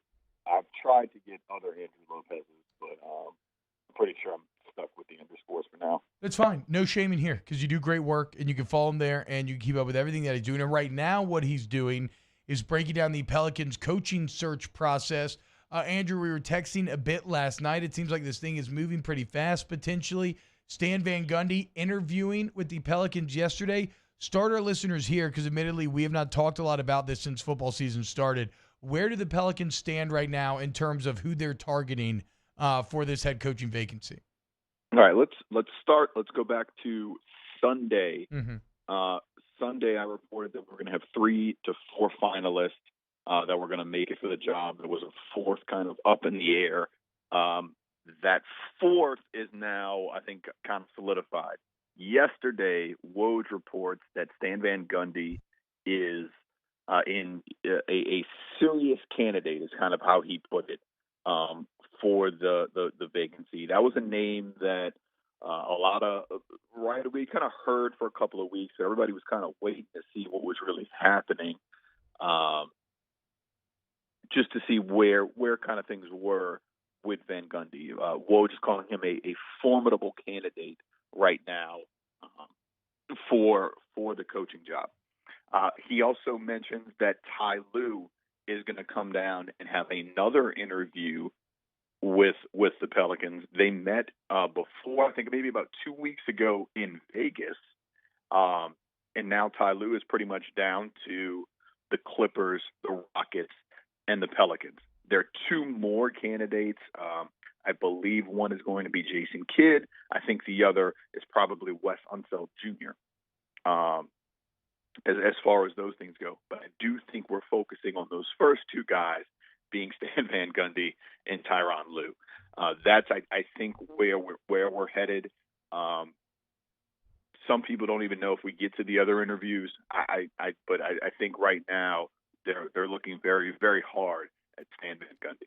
So there could be a couple of reasons why you don't get to the other interviews. If you fall in love with SVG, then you just go there. But then what about, I mean, do you even get that second chance at Ty Lue? Aren't things warming up with him in Houston and then even L.A. right now? Yeah, and I think that's why it was kind of significant. If you go back and look at how Woj reported this yesterday, they put out a story earlier in the day about Ty Lue heating up as a Houston candidate and then talking with the Clippers as well. Doesn't even mention the Pelicans. And then later on he comes back and says he's getting that second interview. I really do believe that he is going to come down. Okay. And meet with ownership, meet here. Got to remember, when they met the first time, that was more of their first interview. It just so happened to be in person in Las Vegas. So the fact that he is still coming here, I think, is significant for the Pelicans. You're looking at, I know some people have kind of mentioned, Tillman Fertitta is not exactly in the best financial shape. I don't know if they're going to be able to pay Ty Lue what he wants to get paid. Obviously, the Clippers will. Ballmer has money coming out of everywhere. Yeah. So he's going to be okay. He can do whatever. But I still think that Ty Lue is going to be a significant part of this, and is going to factor into their decision. You got to go back and remember the relationship that he has with Griff is very, very tight. That's when Griff hired David Platt in the middle of a championship season, to hire Ty Lue, and Ty Lue took them to a championship. Obviously, LeBron James had a lot to do with that, but if it was easy, everybody who has coached LeBron James would have a championship. So that relationship is very, very strong, and I think that's going to play a big role in this. Do you have an opinion on who you think is a better fit, Andrew, between Ty Lue or Stan Van Gundy? Here's the thing. If you're looking at Stan, he has a track record of one. Let's go back to his Orlando teams early on. He is a guy who can build an offense around one center and four guys shooting on the perimeter. He's one of the first guys to start doing that. When Dwight Howard was his big, Rashard Lewis was there. Shout out Jameer Nelson on the outside. Yeah, JJ was on those teams early on. Oh, yeah. So he has a track record of doing that. Even though he didn't find the success that I think they thought they were going to find in Detroit, he still took Detroit from being a lottery team to a team that was over 500 and making the playoffs. That's kind of, I think, where maybe GM Stan Van Gundy got in the way. Yes. But yes. Coach Stan Van Gundy. He suffered from the Bill O'Brien problem. Exactly. So Coach Stan Van Gundy is good. On the other hand, Ty Lue, if he comes to New Orleans, he's going to be asked to do something that he has not done before as a coach. When he was there in Cleveland, he was coaching LeBron and those guys and trying to win a championship. You're not, sorry, Pels fans, this might be breaking news to you. You're not going to be competing for a championship next season, right out the gate. Yeah. I don't think that's going to happen. So what you're doing is trying to develop and bring along young talent. When the Cleveland front office switched over and Ty Lue started 0-6 because they gave him there was a whole different ball game. I don't think that was a fair assessment of anything Ty Lue can do. He has not done that. He has not been the guy who develops talent, gets them over the hump. Like, that's not his thing. So Stan Van Gundy fits more of what you want to do. However, you can't discredit Ty Lue for not being able to do that. This would just be something new to what he was doing. Yeah. As far as my opinion, I don't think you go wrong with either guy. I think both guys are great fits in their own right. Ty has a very commanding presence in the locker room. And obviously Stan has done a lot of different things. So either one, I think, would be a great hire for the Pels. Andrew Lopez _Andrew_Lopez on Twitter. Check him out. Follow him. Check out his work on ESPN.com. He covers the Pelicans. Andrew, thank you so much. We will definitely continue to annoy you and call upon you as this coaching search develops. Sounds good, man. I appreciate it. All right, later, man. Andrew Lopez. All right, when we get back, got some exciting news in the East Baton Rouge Parish Library Makers Fair coming up. Talk to you soon. OTB, OT. In times of need, get a full list of phone numbers, websites, and other important emergency information on the Demco Stormwatch page at 1045ESPN.com. Gulf Coast Bank and Trust is a local bank with a straightforward philosophy. It's about doing the right thing for our customers. Participating in our community with annual local fundraisers, offering individual attention in a modern banking atmosphere with a trusted local company. Gulf Coast Bank invested in technology with a local touch, giving our customers the power to bank anywhere, anytime. We're building relationships through personal service as the bank that cares about you. Gulf Coast Bank and Trust, the bank that cares about you.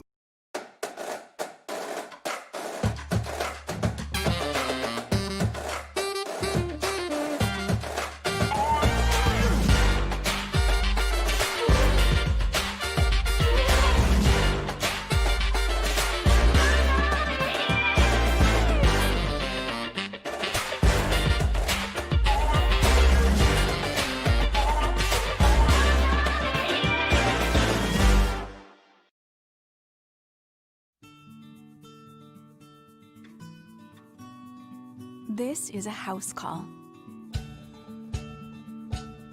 This is a follow-up appointment. This is a diabetes checkup. This isn't just more convenient care, it's more advanced care. This is innovating healthcare at Louisiana's #1 hospital, Ochsner. ServiceMaster Elite create clean, disinfected work environments. As a local business, we take pride in serving the New Orleans and Baton Rouge areas. Our cleaning protocols follow CDC and OSHA standards for healthcare settings, offices, senior living, restaurants, and industrial plants. Contact ServiceMaster Elite to get your operation ready for reopening with germ disinfection cleaning. ServiceMaster Elite, the trusted choice in professional cleaning since 1996. To all of our heroes working on the front lines of this COVID-19 pandemic, your bravery and selflessness represent the very best of us, and we want to say thank you. I'm asking everyone around the state to join me in celebrating the heroism of our healthcare professionals on the 19th of every month at 1900 hours, that's 7 p.m. Write a note of appreciation, make plans to donate to charitable organizations, or say a prayer. To learn more, visit 19thanks.org. Thank you, and God bless. T-Bob Hebert here with breaking news. Front to Back Boat Services is the shop to upgrade your boat tech this fall. With not one but two NMEA certified techs, who better to install your Panoptic sonar, your HD displays. You want to see the fish under the water before you even cast? They have that. Trolling motor you could control with your iPhone? They have that. So what are you waiting for? Get into Front to Back Boat Services right now. Upgrade your boat tech. Make your boating dreams come true. Front to Back Boat Services. I've been doing business with Luba for 25 years. They're dependable, trustworthy. It's just the attention to detail with our clients. Our folks have years and years of experience. They're highly trained professionals. But many companies have that asset. What I'd like to think makes Luba a bit different is that we use those talents in a way that truly is dedicated to serving the needs of the folks who depend on us. Are you a licensed contractor? There's lots of good contractors in Louisiana doing work the right way, but unfortunately, too many unlicensed contractors are working outside the licensing requirements. Working as a contractor in Louisiana requires a license for the company doing the work. The Louisiana State Licensing Board for Contractors wants to help you get licensed to allow you to conduct work legally. It's not difficult to get the license. We can help you. Go to lacontractor.org. Tune into a Wednesday edition of Game Time with Jimmy Ott and Ben Mintz. We are live from Louie's Cafe right outside the north gates of LSU. Come see us from 6 to 8 on 104.5 ESPN Baton Rouge.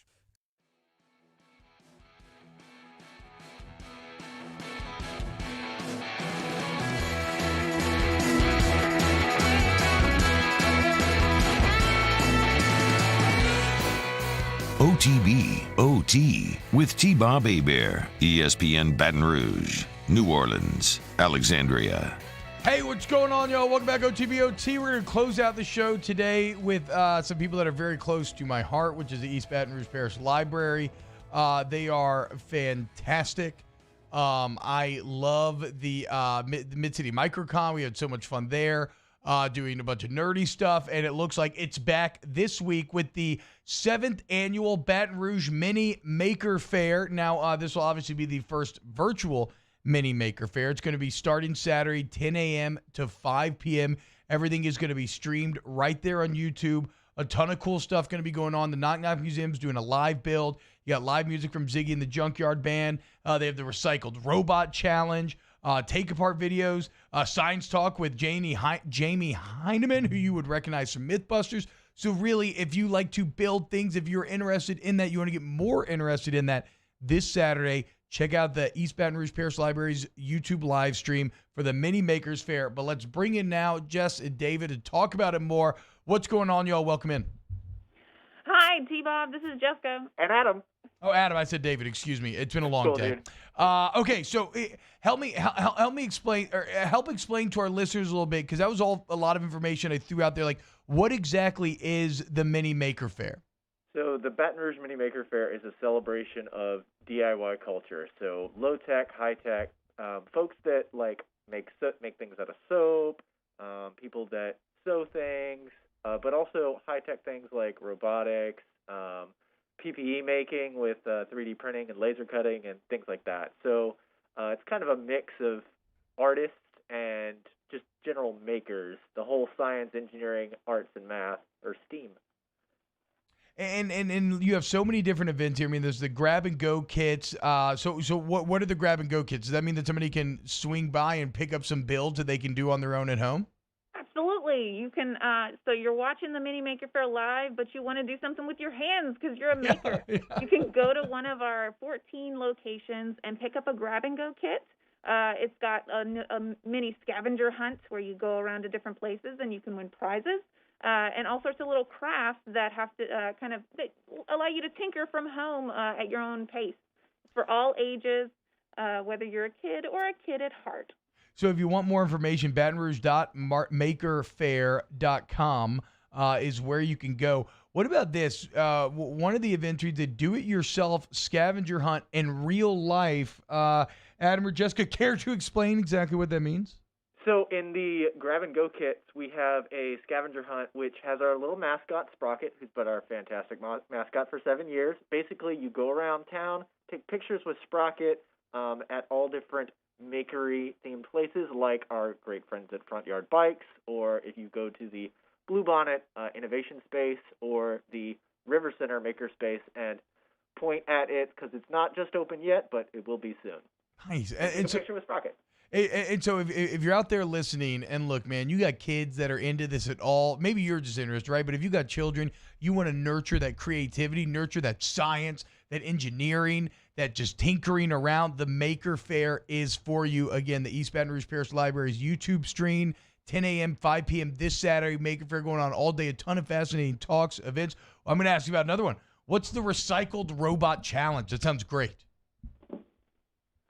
So essentially, we are just encouraging people to build robots or build something that kind of resembles a robot from different articles that you could find around your house.